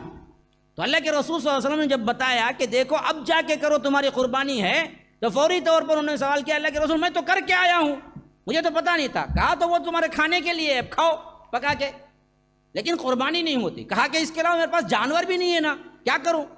کہا کہ تمہیں دوسرا جانور دینا پڑے گا. تب انہوں نے کہا اللہ کے رسول 1 سال والا جانور تو نہیں ہے، 6 ماہ والا دمبا ہے. کہا کہ چلو تم اسی کو کر دو، کوئی مسئلہ نہیں، لیکن یہ صرف تمہارے لیے خاص ہے. یعنی اصلاً بکرے کے لیے 1 سال کا ہونا ضروری ہے، گائے کے لیے 2 سال کا ہونا ضروری ہے، اونٹ کے لیے 5 سال کا ہونا ضروری ہے، تبھی وہ جانور مقبول ہے اللہ کے پاس. لیکن اللہ کے رسول صلی اللہ علیہ وسلم نے اس صحابی کو صرف یہ ایکسکیوز دیا کہ تم 6 مہینے کا کر لو، کیونکہ تمہارے ہاتھ سے غلطی ہو چکی ہے اور تمہارا جو جانور ہے تم نے کیا کیا، نماز سے پہلے کر دیا. اب نماز کے بعد جا کے وہ جانور کو کر لو، لیکن یہ تمہارے واسطے خاص ہے، سب کے لیے نہیں ہے. تو جانور کاٹنے کی عمریں بھی یاد رکھو. جا کے کیا کریں گے؟ چھوٹے بچے کو 9,000 کو دیتا، 7,000 کو دیتا، وہ اٹھا لگائے تھے. بچوں کو کرنے کا نہیں ہے. کم از کم بکرا 1 سال کا ہونا، گائے ہو تو 2 سال کی ہونی، اور اسی طرح اونٹ ہو تو 5 سال کا ہونا کم از کم. اس سے بڑا ہو سکتا، چھوٹا نہیں ہونا چاہیے. اس واسطے بکرا لیتے وقت غور سے دیکھ لیں، بچہ نہیں ہے، چھوٹا بڑا ہے اور دانت آئے ہوئے ہیں، خاص طور پر یہ 2 سامنے والے دانت پورے آ چکے ہیں، تو وہ دراصل صحیح طور پر قربانی کے لیے جائز ہوتا. تو بتایا دوسرے لفظ میں کہ ایام معلومات، معلوم ایام میں، یعنی عید کے دن سے لے کر ایام تشریق کے آخری دن کے اندر کرنے سے قربانی ہوتی، ورنہ نہیں. پھر آخری میں فرمایا علامہ رزقہم من بہیمۃ الانعام. دیکھو یہ اللہ تبارک و تعالی نے تمہارے لیے جو رزق بنایا ہے ان میں سے ایک ذبح کرو، اور وہ بہیمۃ الانعام ہو. اب بہیمۃ الانعام کون سے ہیں؟ چوپائے. کون سے چوپائے؟ چوپائے کتنے کی ہیں؟ ہاں چوپایوں میں قربانی کے جانور بہیمۃ الانعام سے یہاں مراد کیا ہے؟ یاد رکھو پورے وہ 8 جانور ہیں بہیمۃ الانعام. کون کون؟ دمبا دمبی 2 ہو گیا، بکرا بکری 4 ہو گئے، گائے بیل 6 ہو گئے، اونٹ اونٹنی 8 ہو گئے. یہی ہیں بہیمۃ الانعام، یہی حلال بھی ہیں ہمارے واسطے، یہی قربانی کے جانور ہیں. ہاں میں ہرن کو لے کر قربانی دیتا ہوں بولے تو پولیس بھی پکڑ لے چل جائے گی بعد میں. ہاں یہاں تو بڑا مسئلہ ہے. میں خرگوش کو لے لگا کر ڈالتا ہوں بولے تو قربانی ہوں گی نہیں. میں مرغی کر ڈالتا ہوں بولے تو کہ بھائی بکرے کچھ کرنا، میں مرغی کر ڈالتا ہوں، بھائی 4-5 مرغیاں ملاؤ کر ڈالتا ہوں، ہو جائیں گے کہ نہیں ہوں گی؟ کہ وہ بہیمۃ الانعام میں نہیں آتے. بہیمۃ الانعام میں یہی آتے ہیں. اسی واسطے علماء کا سخت اختلاف ہے بھینس کرے جا کہ نہیں کی. بھینس بھی گائے جیسی رہتی ہے، لیکن کرے جا نہیں کرے جا بہت عام سوال ہے۔ وجہ کیا ہے، کس واسطے سوال اٹھا؟ اسی واسطے کہ وہ بہیمت الانعام میں شمار نہیں ہوتی۔ بہیمت الانعام بولے تو یہ 8 جانوراں، دمبا دمبی، بکرا بکری، اونٹ اونٹنی، گائے بیل، ان کو بہیمت الانعام بولتے۔ تو اللہ تعالیٰ نے کہا کہ علامہ رزقہم من بہیمت الانعام، ان میں سے ذبح کرو، بہیمت الانعام میں سے۔ بہیمت الانعام پورے 8 ہیں، جس کی تفسیر قرآن میں آئی ہے، ثمانیۃ ازواج۔ ہاں جی آئیے نا، ہاں سورہ انعام میں 8 جانور ہیں تمہارے لیے، ان میں یہ پورے ہیں، من الضأن 2 ومن المعز 2 ومن الابل 2 ومن البقر 2۔ ابل میں 2، اونٹ میں اونٹنی، بقر میں 2، گائے بیل۔ اسی طرح فرمایا من الضأن 2 دمبا دمبی، اور من المعز 2 بکرا بکری۔ یہ 8 جانور اصل میں ذبح کے ہیں۔ تو یہ مختصر ترین احکامات ہو گئے اس حیثیت سے کہ قربانی میں کیا جانور ہونا چاہیے، کب ہونا چاہیے، اور کیسے اس کو ذبح کرنا چاہیے۔ اب مسائل بہت سے ہیں، ابھی ان مسائل کو مسائل کے طور پر میں ذکر کروں گا، تو پھر سوالات ہوں گے، تو سوالات میں وہی ذکر کردہ مسائل ہوں گے، تو پھر تو کیا ہے، سوالات کی حیثیت سے الگ وقت نکالنا پڑے گا۔ اس واسطے میں مناسب سمجھتا ہوں کہ ہمارے پاس پہلے سے موجود سوالات ہیں، اسی میں ہی دراصل مسائل کے جتنے ذکر ہیں میں سمجھتا ہوں کور ہو گئے ہیں۔ اس واسطے اب سوالات کا سلسلہ میں آپ کے سامنے رکھتا ہوں۔ آپ لوگ بھی کر سکتے ہیں بالترتیب، اگر کوئی ہیں تو ہاتھ اٹھائیں، یا لکھ کے دینا چاہتے ہیں خواتین وغیرہ کی طرف سے تو آ جائیں، لیکن ہم بسم اللہ کر کے، یہ مختصر سا میرا بیان رہا، کیونکہ ہماری سب سے اہم ترین بات اس میں یہ رہی کہ سوال کا سیشن ہوگا، اس واسطے ہم نے سوالات کو اہمیت دی ہے۔ اس حیثیت سے اب سوالات، مائک کا ایک اور انتظام کرنا ہوگا، تو سوالات اب یہاں سے انشاءاللہ شروع ہوں گے، اور جتنا وقت باقی ہے ان میں ان سوالات کا جواب دیا جا رہا ہے، خاص طور پر جو میڈیا کے ذریعے ہمارے ویڈیو کو دیکھ کر انہوں نے، کہ بڑی شکایت رہی ہے ان لوگوں کو جو ناظرین ہیں میرے، کہ ہم سوال کرتے ہیں جواب نہیں ملتا ہے۔ واقعتاً اس کے لیے ہم معذور ہیں کہ نہ ہم پورے کمنٹ پڑھ سکتے ہیں، نہ اتنا وقت ہے کہ اس کے لیے جوابات کے لیے الگ نکالیں۔ بہرکیف اس طرح کے خاص مواقع پر ہم نے اس کے لیے انتظام کیا، اور ویڈیو ہم نے اپلوڈ کی، اس میں بتایا کہ آپ لوگوں کو کچھ سوال ہیں تو آپ کر سکتے ہیں۔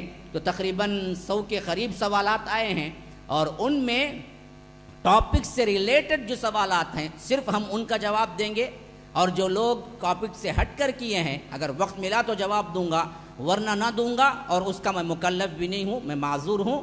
آپ نے ہی ٹاپک سے ہٹ کے کیا ہے، اس واسطے اس کا جواب دینا ضروری نہیں ہے۔ ہاں قربانی سے متعلق سوال ہے تو وہ سوال آپ یہاں بھی اب کر سکتے ہیں، اور ان سوالات سے ہم بسم اللہ کر کے آغاز کر رہے ہیں۔ جی پہلا سوال پڑھیے، کہ یہ دراصل پہلے سے موجود نیٹ میں آئے ہوئے سوالات ہیں۔ بسم اللہ الرحمن الرحیم۔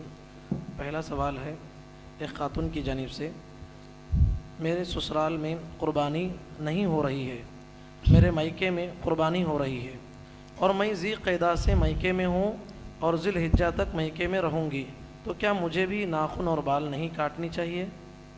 دیکھیے ان کا سوال یہ ہے کہ میں اپنی ماں کے پاس ہوں، یہ پورے ایام یعنی ذی القعدہ سے ہیں، اور ذی الحج کے 10 دن بھی وہیں رہیں گے، اور میرے سسرال میں نہیں ہو رہی ہے۔ یہ سسرال میں نہیں ہو رہی ہے نا ان کے؟ جی ان کے مائکے میں نہیں ہو رہی ہے، سسرال میں نہیں ہو رہی ہے، مائکے میں ہو رہی ہے، مائکے میں ہو رہی ہے، ذی قعدہ سے ہاں ماں یہ کے پاس۔ مائکے میں ہے۔ جی تو سوال یہ ہے کہ سسرال میں تو نہیں ہو رہی جہاں یہ رہتے تھے ہمیشہ، یہ مائکے میں ہو رہی ہے، تو اس پر بھی کیا مجھے ناخن اور بال نہیں کاٹنا چاہیے؟ اب یہ دراصل بہت سے سوالات کا ایک سوال ہے، اس قسم کے بہت سے سوالات اور بھی آئے ہیں، اس لیے میں وضاحت کر دیتا ہوں کن کو بال ناخن نہیں کاٹنا ہے اور کن کے لیے نہیں ہے۔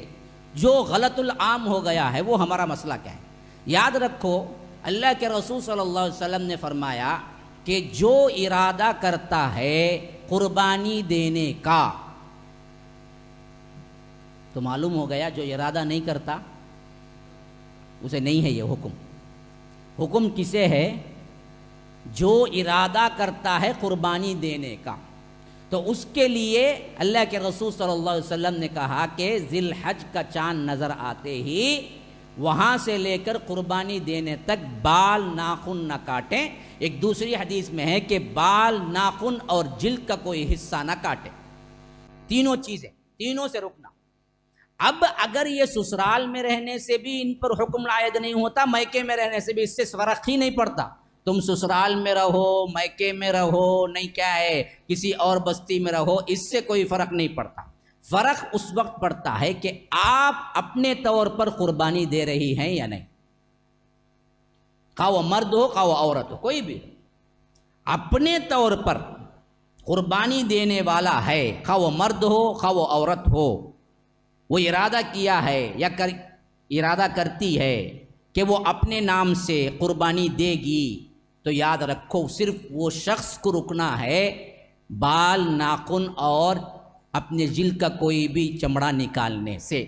باقیہ کسی کو نہیں، بچوں کو نہیں، گھر کی عورتوں کو نہیں، یا جن کی گھر میں قربانی ہو رہی ہے ان کے اولاد کو نہیں، کسی کو نہیں. جو ذمہ دار فرد ارادہ کیا ہے صرف اس کے لیے یہ حکم ہے کہ وہ بال ناخن اور جلد کا کوئی حصہ نہ کاٹیں. بقیہ کسی کے لیے یہ حکم نہیں ہے. بعض لوگوں نے یہ سمجھ لیا کہ بچوں کے لیے بھی ہے یا احتراماً رکنا اچھا ہے یا سب لوگ رکنا اچھا ہے. سب لوگوں کے لیے نہیں ہے، یہ صرف ان لوگوں کے لیے ہے جو ارادہ کرتے ہیں کہ ہم قربانی دیں. جی واللہ اعلم. دوسرا سوال ہے، ذی الحجہ کے پہلے عشرے میں روزہ رکھنا کیسا ہے، اور اس مہینے کی پہلی تاریخ سے کیا تکبیرات پڑھنی چاہیے؟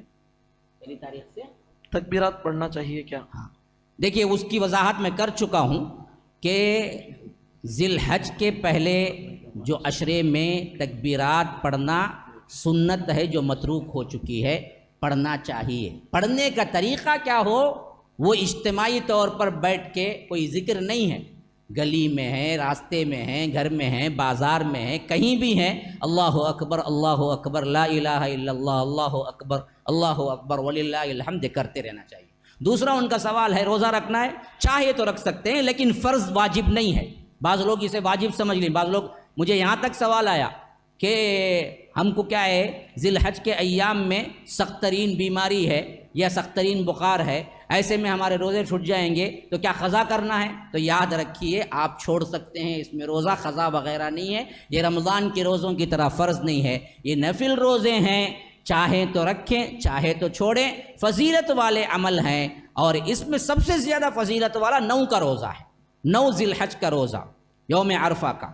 اب اس میں الگ اختلاف ہے کہ وہ حاجی جس وقت ہوتے ہیں وہاں پر دیکھ کے کرنا، نہیں یہاں کے حساب سے کرنا، لیکن افضل تر بات یہی ہے کہ یہاں کے حساب سے کرنا ہے.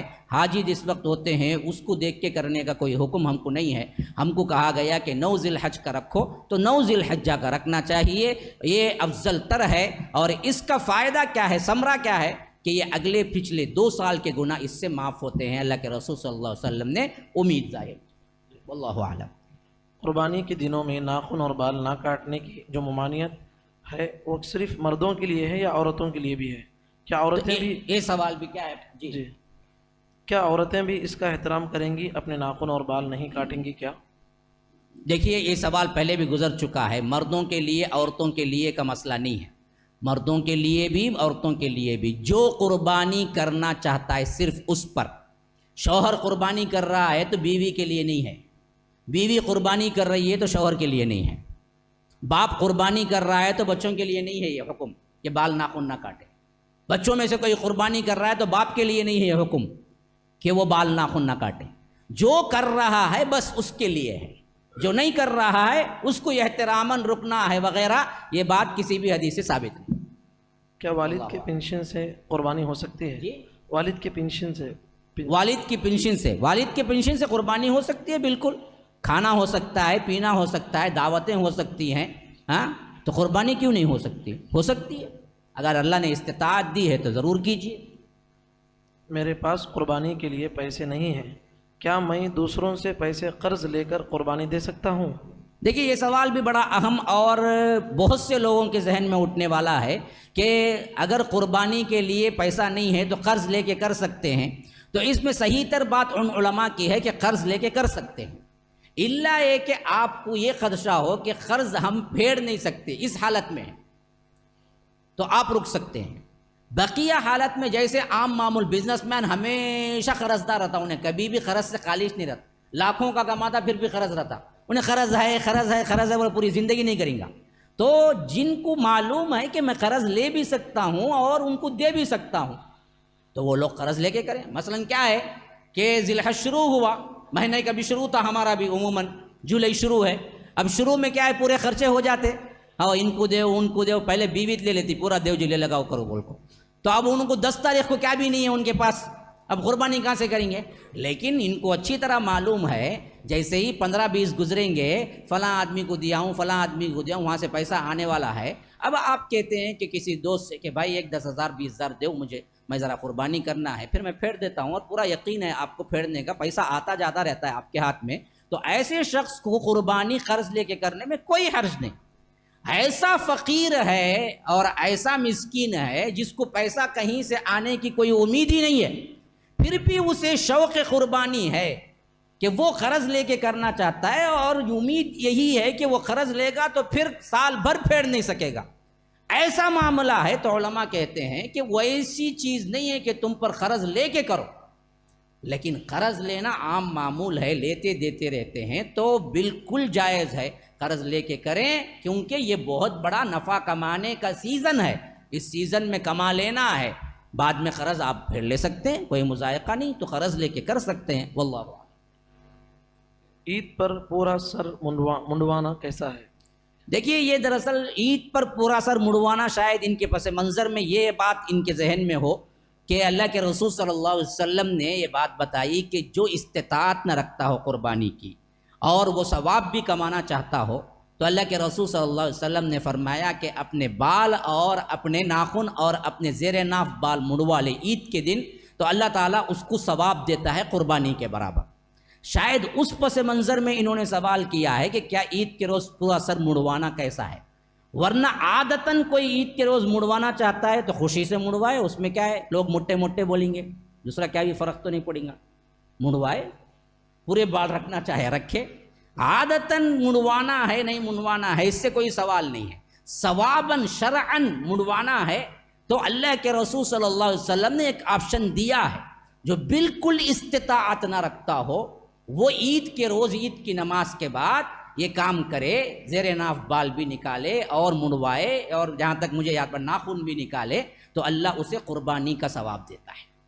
ایسا کوئی شخص ہے جس کو کچھ بھی نہیں ہے پیسہ اور وہ ثواب بھی کمانا چاہتا ہے تو وہ کر سکتا ہے، واللہ اعلم۔ کیا ہم میت کے نام سے قربانی دے سکتے ہیں؟ جی کیا ہم میت کی جانب سے جی میت کی جانب سے قربانی دے سکتے ہیں؟ یہ بہت اہم ترین سوال ہے آج کا، اور یہ غلط فہمی پر بھی مبنی ہے کہ بہت اچھا کام سمجھ لیے ہیں کہ میت کی جانب سے۔ یاد رکھو سیدھی سیدھی بات یہ ہے کہ میت کی جانب سے قربانی کرنے کا کوئی ثبوت اور کوئی حکم نہیں ملتا، نہ صحابہ کا کوئی عمل ملتا ہے۔ مثلا بیٹا بڑا مالدار ہے، باپ کی وفات ہو گئی، اب دیکھیے اس کا ایک معمول بن جاتا ہے، ہر سال باپ کے نام سے ایک قربانی، میرے نام سے ایک قربانی۔ اب یہ کیا ہے؟ میت کی جانب سے، کیا بھائی؟ ثواب پہنچانے کے واسطے۔ لیکن ایسا کیے کہ صحابہ کہیں بھی نہیں ملتا، کسی نے نہیں کیا۔ ہاں بعض لوگ کیا کرتے ہیں، میت کے نام سے ہی نہیں بلکہ اللہ کے رسول صلی اللہ علیہ وسلم کے نام سے، بعض لوگ حصہ دینے کے لیے آتے ہیں ہمارے پاس، کیا بھائی نام لکھو؟ نہیں، اللہ کے رسول کے نام سے دیا لو۔ ارے کہاں کی سنت ہے بھائی؟ کسی صحابی نے اللہ کے رسول صلی اللہ علیہ وسلم کے نام سے قربانی، ان کو محبت نہیں تھی کیا؟ اللہ کے رسول صلی اللہ علیہ وسلم کے صحابہ کو زیادہ محبت تھی؟ نہیں، ہم کو ہے، کسے بھائی ہے؟ تو صحابہ کا پہلے کرنا چاہیے تھا نا، اللہ کے رسول صلی اللہ علیہ وسلم کی وفات کے بعد ہر صحابی کہنا چاہیے تھا میں بھی اللہ کے رسول کے نام سے قربانی دیتا ہوں، کسی نے نہیں کیا، کسی نے نہیں کیا۔ تو یہ جو چیز دینے کا رواج ہے کہ مرحومین کے نام سے حصہ یا قربانی، یہ دراصل عمل سنت کے خلاف ہے، یہ نہیں ہے۔ اچھا ایک حدیث ملتی ہے، اب ذرا غور سے سن لو، چائے میں پینے تک دماغ رکھو، باقی بولنے پر دو، پورا دماغ چائے پہ لگا دیں گے تو بہت میٹھی ہو جائیں گی انہیں، بعد میں شوگر وغیرہ کے مریض بھی کیا ہے، شوگر بڑھ جا سکتی ہے، اس وقت زیادہ کھانے پینے پر توجہ دو نہ کو، کھا لو پی لو، ضرورت کو کھا لینا پی لینا وہ بہتر ہے. پورا دیکھ لے کوئی بات جانے دیکھ لے وہ بیٹھتے پہلے مزہ لینے کا واسطے آدھا گھنٹہ بریانی کو دیکھتا ہوں کھائے تو کیسا رنگا ہوا، اس کے بعد کھانا شروع کرتا ہوں. تو اتنا منہمک ہونے کی ضرورت نہیں ہے. تو یہاں جو اہم ترین پوائنٹ ہے وہ کیا ہے کہ ایک حدیث میں ہے کہ اللہ کے رسول صلی اللہ علیہ وسلم کی وفات کے بعد حضرت علی اللہ کے رسول صلی اللہ علیہ وسلم کے نام سے قربانی دیتے تھے. تو اس سے علماء نے نکالا ہے بعضوں نے کہ میت کی طرف سے قربانی ہو بھی سکتی ہے اور حضرت علی کی ہے. لیکن اسی میں اس کا جواب ہے کہ حضرت علی کے بعد ان کے بیٹے حضرت حسن نے نہیں کیا. اللہ کے رسول صلی اللہ علیہ وسلم کی قربانی حضرت علی دیتے تھے. میرے ابا جان، میں بھی میرے ابا جان کی بھی اللہ کے رسول کی دوں گا، نہیں دیے انہوں، اکیلے صرف اپنی دیے. تو معلوم ہوا کہ اللہ کے رسول صلی اللہ علیہ وسلم کی قربانی حضرت علی دیے، لیکن اس واسطے دیے کہ حضرت علی کو اللہ کے رسول صلی اللہ علیہ وسلم نے وصیت کی تھی کہ علی میری طرف سے تم جب تک رہو قربانی دے. تو ایسا کوئی شخص جو مرتے وقت وصیت کر گیا ہو کسی کو یا اپنے بیٹے کو کہ بیٹا دیکھو میرے بعد تم میری قربانی دیتے رہنا، تو وصیت کے ناطے قربانی دے سکتے ہیں، نارمل قربانی نہیں دے سکتے. بات سمجھ رہے ہیں؟ مرحومین کے نام سے نارمل قربانی سنت نہیں ہے، نہ اس کا کوئی واقعہ ہمیں ملتا ہے. ہاں وہ آدمی جو وصیت کر گیا ہو، اس وصیت کے ناطے کوئی بھی شخص دوست کو بول دیا کہ بھائی ہر سال جب تم کرو گے میری بھی ایک کر دینا، تو دوست کیا کر رہا ہے؟ اپنے دوست کے لیے کر رہا ہے، تو وہ قربانی جائز ہے خواہ وہ مر چکا ہو. لیکن عام طور پر میت کے نام سے جو دینے کا رواج ہو گیا ہے اور اسے بہت اہم ترین ثواب کا کام سمجھ لیا گیا ہے، یہ سنت سے ثابت نہیں ہے. جو چیز سنت سے ثابت نہیں ہے اس سے رک جانا ہی بہتر ہے. واللہ اعلم. کیا عورت کو حج کے درمیان چہرہ ڈھانکنا چاہیے یا نہیں؟ یہ حج سے متعلق سوال ہے جی. یہ قربانی سے ریلیٹڈ نہیں ہے، پھر بھی بات آ گئی ہے. حج کے دوران عورت کو پردے میں رہنا ہے، کیونکہ کیا ہے احرام میں چہرہ نہیں ایڈ ہوتا، لیکن جہاں پبلک ہوتی ہے وہاں پر چہرے پر بھی آپ نقاب ڈالیں گے. ہاں نقاب باندھیں گے نہیں، باندھنے کا جو سسٹم ہے نقاب کا سیون وہ نہیں ہوگا، بلکہ اپنی چادر ہی کو زیادہ لمبا کر دیں گے کہ چہرہ ڈھک جائے. لیکن چہرہ ڈھانپنا نامحرم کے سامنے ضروری ہے، خواہ وہ حج کے ایام ہو خواہ وہ احرام میں ہو، عورت کے لیے ضروری ہے، کرنا چاہیے. اکیلے ہوں وہاں پر آپ احرام کے خاطر آپ اپنے چہرے پہ ڈھانکیں گے نہیں. اللہ اعلم.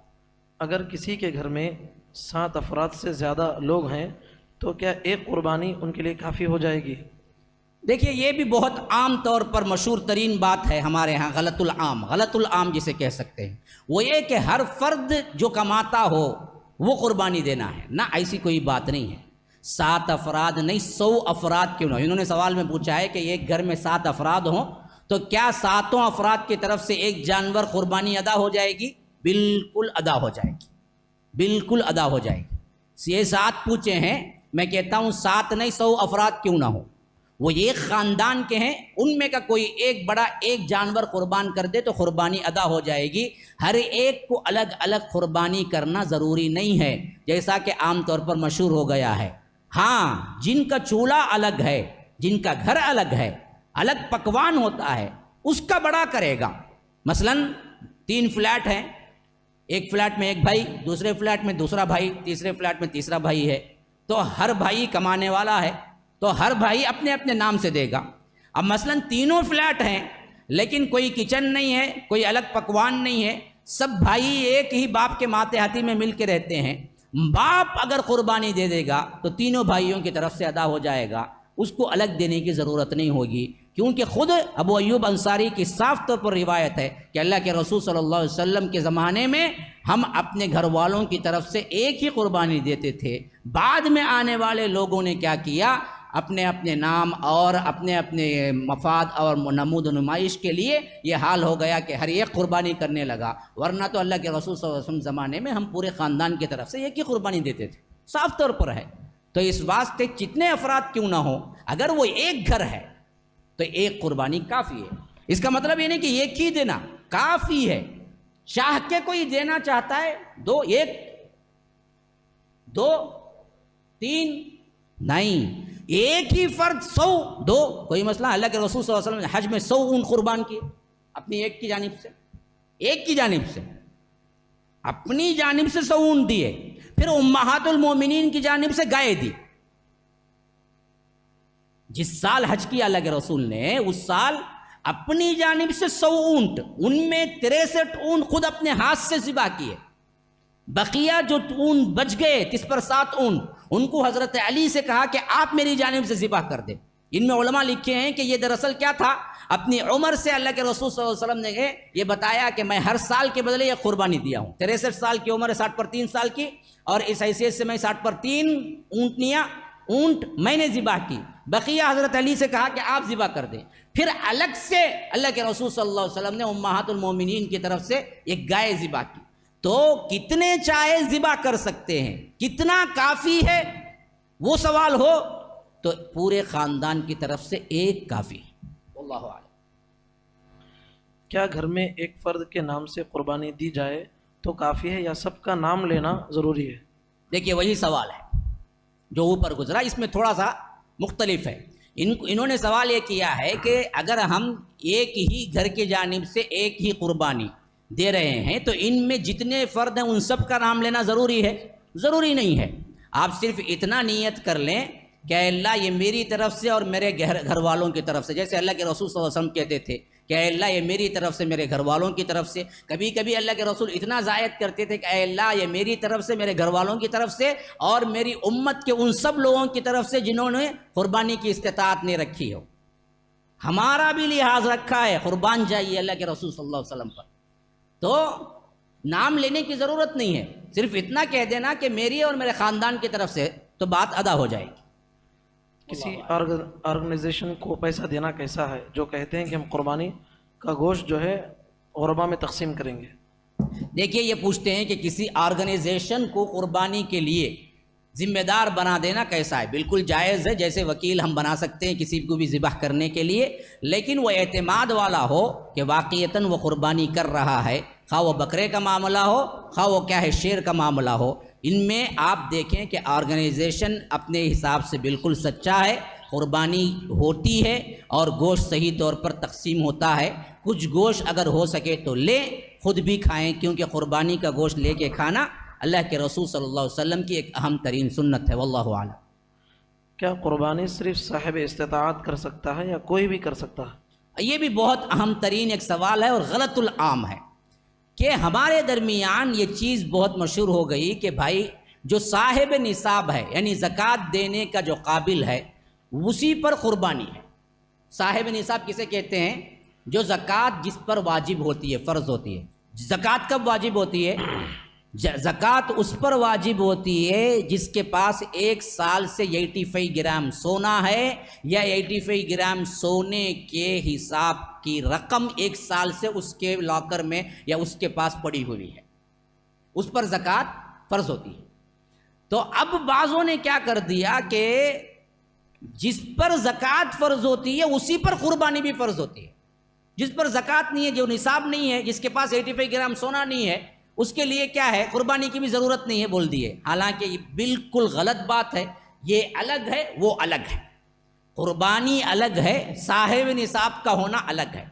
صاحب نصاب پر زکوٰۃ فرض ہوتی ہے، قربانی کے لیے صاحب نصاب کا ہونا ضروری نہیں ہے، بلکہ اس وقت آپ کو پیسہ ہونا ضروری ہے. 10,000 بھی ہوں اور آپ ایک بکرا خرید کے ذبح کر سکتے ہیں، بلکہ شیئرنگ میں 3-4 ہزار میں آپ شرکت کرنا چاہیں، آپ کے پاس 3-4 ہزار روپیے بھی ہوں کر سکتے ہیں، کوئی مضائقہ نہیں. اور اس کی سب سے بڑی دلیل ہی یہی ہے کہ اللہ کے رسول صلی اللہ علیہ وسلم پر کبھی بھی صاحب نصاب ہونے کا اطلاق ہوا نہیں. زکوٰۃ کبھی فرض ہوئی نہیں اللہ کے رسول صلی اللہ علیہ وسلم پر، کیونکہ انہوں نے اتنا مال کبھی جمع کر کے رکھا ہی نہیں کہ زکوٰۃ فرض ہو. آتا تھا دے دیتے تھے اللہ کی راہ میں. لیکن ہر سال حضرت انس کی روایت ہے، جس سال مدینہ آئے اس سال سے لے کر آخری جس سال وفات پائے اس سال تک 10 سال برابر، ایک ہجری 2 3 4 5 6 7 8 9 10 11 میں وفات پائی. 10 سال بھی اللہ کے رسول 2 بکرے اپنے نام سے قربانی دیے. صاحب نصاب تو تھے ہی نہیں نا جی. تو صاحب نصاب کی شرط جو احناف لگاتے ہیں بالکل غلط ہے، بے بنیاد ہے. ہمارے احناف بھائی کیا کرتے ہیں، اس پر شرط لگاتے ہیں کہ حنفیت میں یہ ہے کہ صاحب نصاب پر فرض ہے. صاحب نصاب کا کوئی تصور نہیں، قرآن حدیث میں ملتا ہی نہیں ہے. ہر وہ شخص قربانی کرنا چاہیے جس کے پاس استطاعت ہے، خواہ وہ 10,000 کی ہو 4,000 کی ہو، قربانی کرنا چاہیے. صاحب استطاعت کا لفظ کہیں بھی حدیث میں نہیں آیا. اللہ کے رسول صلی اللہ علیہ وسلم خود صاحب نصاب نہیں تھے، لیکن ہر سال 2 بکرے کرتے تھے، 2 بکرے یاد رکھو، اور 2 مینڈھے. بعض احادیث میں ہیں کہ 2 مینڈھے فربا موٹے تازے اللہ کے رسول صلی اللہ علیہ وسلم کے پاس لائے جاتے تھے، اور اللہ کے رسول صلی اللہ علیہ وسلم اسے ذبح کرتے تھے، اور اللہ کے رسول صلی اللہ علیہ وسلم اس میں سے کچھ کھانا ضرور پسند کرتے تھے. یہ سنت ہے، اللہ عالم. 10 ذی الحجہ ہی کو بال اور ناخن کاٹنا ہے یا اس کے بعد بھی کاٹ سکتے ہیں؟ ہاں، یہ بال اور ناخن کاٹنے کی قربانی دینے والے کی جو ممانعت ہے حدیث میں کہ مت کاٹو، یہ پوچھتے ہیں کہ اس کا جو اگر کاٹنا جائز ہوتا ہے وہ اسی دن کرنا ہے یا اس کے بعد بھی؟ یاد رکھو، یہ ایک ہے ممانعت، اس کے بعد آپ کی مرضی. اب 10 دن میں اسے بالش بڑے نہیں، ناخن بھی بڑے نہیں، آہا نہیں عید کے دن کاٹنا نہ بول کو کاٹ کو عملہ کاٹ لیا تو خون ہوگا. تو ہاں، کاٹنا ضروری نہیں ہے، رکنا ضروری ہے. کاٹنا تمہارا آپشن ہے. عید کے دن نہیں کاٹنا چاہے نہ کاٹو، دوسرے دن کاٹنا چاہو کاٹو، تیسرے دن کاٹنا چاہو کاٹو، نہیں 1 مہینے کے بعد کاٹنا چاہو کاٹو، کوئی مسئلہ نہیں. رکنا، انہوں نے کیا سوال کیا ہے، جیسے رکنا ضروری ہے ویسا کاٹنا بھی ضروری ہے کہ 10ویں دن انچ برابر. ہاں نہیں، ضروری نہیں تو بلکہ نیل کٹر کا ریٹ پورے بڑھ جائیں گے بعد میں معلوم ہوا تو. ایسا کیا بھی نہیں ہے کہ اس دن کاٹنا چاہو تو کاٹو، نہ کاٹنا چاہو تو نہ کاٹو. لیکن بڑے بڑے ناخن رکھ لے کو پھرنا اچھی بات نہیں ہے. دوسروں کو کیا ہے، پکڑے گرے تو خون گن نکل جائے گا. اس واسطے یہ جو فیشن چلا ہے نا بڑے ناخن رکھنے کا، یہ بالکل غلط ہے. اس کو کرنا چاہیے، یہ سنت ہے، مطہرہ ہے. جی اللہ اعلم. کیا مشرک اور توحید پرست دونوں مل کر قربانی میں حصہ لے سکتے ہیں؟ اب دیکھیے بھائی، یہ معاشرے کے اندر بہت کٹھن ترین سوال ہے جس کا ہم کیا ہیں دو ٹوک جواب دے نہیں سکتے. یہ پوچھے ہیں کہ مشرک اور توحید، یعنی جو ایک اللہ کو مانتے ہیں، درگاہ وغیرہ نہیں جاتے ہیں. یہاں مشرک سے مراد مسلمان مشرک، ہاں چھنموگم بھی انہیں نہیں. انہوں پوچھتے ہیں، کیا پوچھتے ہیں، جو درگاہ کو مانتے ہیں وہ بھی، جو نہیں مانتے، دونوں مل کے کر سکتے ہیں کیا؟ اب مسئلہ یہ ہے کہ یہاں پر تفریق جو کریں گے، قانون کریں گے تو کئی مسائل ہیں، اس کو آپ سالو نہیں کر سکتے.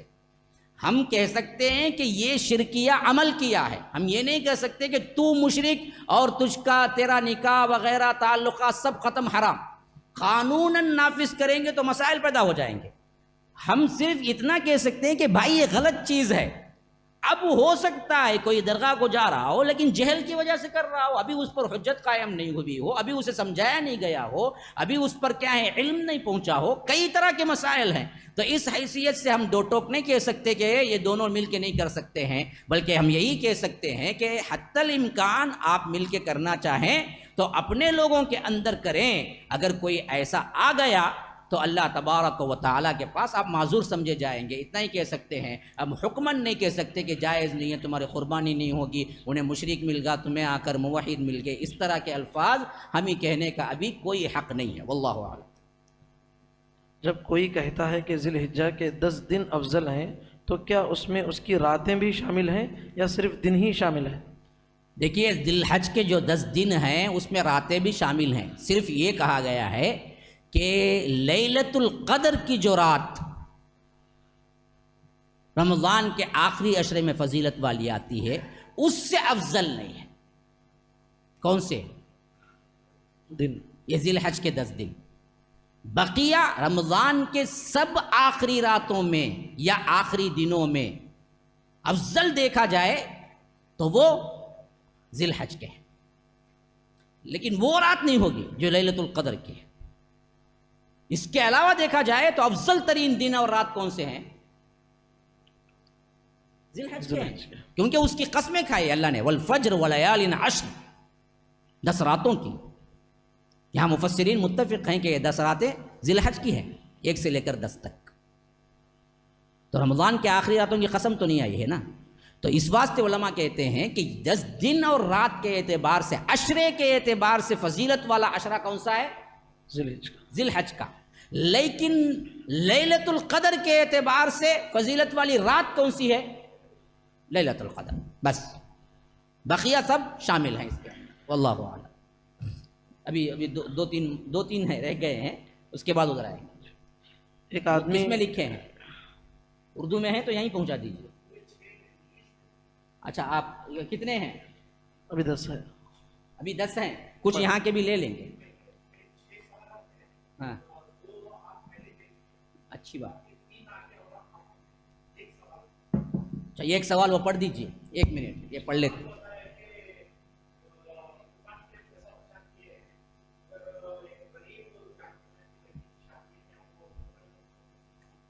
ہاں یہ بہت اہم ترین سوال ہے، ہاں معاشرے کے مطابق سوال ہے۔ ان کا سوال یہ ہے کہ قربانی کے لیے ہم نے پیسہ جمع کیا، لیکن قربانی کے قریب یعنی اس زمانے میں ابھی 3 چل رہے ہیں نا ذی الحج کے، ایسے زمانے میں ہم کو معلوم ہوا کہ ایک یتیم بچی کی شادی ہے، اس کے لیے پیسہ دینا، تو یہ افضل ترین عمل قربانی دینا ہے یا یتیم بچی کی شادی میں دینا ہے؟ تو سب سے پہلا سوال میں کرتا ہوں، یتیم بچی کی شادی میں دینا کیا ضروری ہے؟ پہلے یتیم بچی کی شادی تو 1 پیسہ نہیں سے ہونا۔ تمہارا معاشرہ اتنا برباد ہو چکا ہے کہ یہ بدبخت قربانی کا پیسہ بھی کھا جاتا، ہاں یہ دلہا، نہیں تو یتیم بچی کے اماں کو بھیک مانگنے رکھتا، جا کے ادارے منگ کو تبھی لے لگاؤ، میرا پیٹ بھرو، مجھے کیا ہونا، بیک ہونا، پلنگ ہونا، یہ ہو۔ تو یاد رکھو یتیم بچی کی شادی کا اگر اسلامی طریقہ دیکھیں گے تو اس کا کوئی 1 پیسہ بھی خرچ نہیں، یہ معاشرے نے ڈالی ہوئی بیڑے ہیں، یہ معاشرے نے ڈالی ہوئی کیا شرائط ہیں، اس کو سنگین بنا دیا ہے، جس کی وجہ سے اس کو خرچہ کرنا پڑتا ہے۔ یہ تمہارے معاشرے کی بربادی خرابی ہے۔ ایسی چیز کے لیے آپ قربانی جیسے افضل عمل کو چھوڑ دیں گے؟ ہرگز بھی نہیں۔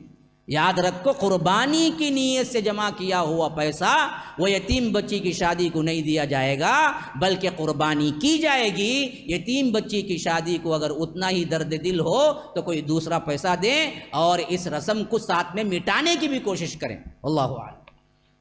ایک آدمی شرک کرتا تمام سوالات ہو گیا؟ ایک آدمی شرک کرتا ہے یا سود یہاں پر کوئی سوال نہیں ہے کیا؟ اچھا اٹھا لے گی ہاتھ پہ، کہتے ہیں بولنا بول کو نہیں، سوال ہے کہ واقعیتاً؟ ہاں تو آپ کا بھی ایک سوال لے لیتے ہیں جی، شیئرنگ ہے۔ ہاں ان کا سوال یہ ہے کہ حصے کن کن جانوروں میں آتے ہیں؟ حصہ دیکھیے گائے میں آئے گا اور اونٹ میں آئے گا، حصہ آپ کو بکرے میں نہیں آئے گا۔ چلو جی ایک بکرے میں 7 جنے مل جائیں گے بول کے کیا کریں گے، 1000 روپے دال کو بنا لیں گے؟ نہیں، بکرا ایک فرد کی جانب سے ہوئی ہوگا۔ حصے جو ہوں گے وہ 7 حصے ہو سکتے ہیں، 7 افراد شامل ہو سکتے ہیں، اور آپ کو بیل میں، گائے میں اور اونٹ میں، اونٹنی میں ہو سکتے ہیں، بقیہ میں حصے نہیں ہو سکتے۔ جی وہ اٹھائے تھے دوسرا نا آپ کا۔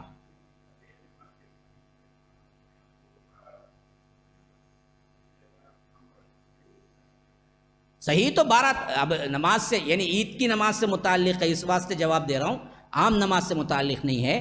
12 زائد تکبیرات کے ساتھ ہم پڑھتے ہیں، یعنی اہل الحدیث یہ پڑھتے ہیں، پوچھ رہے ہیں سوال، تو 3 تکبیرات یعنی ایک پہلی رکعت میں 3 بعد میں 3 احناف پڑھتے ہیں 6 تکبیرات کے ساتھ۔ تو کون سا صحیح ہے؟ تو صحیح ترین جو ہے وہ 12 رکعت کی بالکل حدیث آئی ہے، 3 کی ہے نا وہ قیاسیات پر مبنی ہے، زیادہ تر عقل پر مبنی ہے،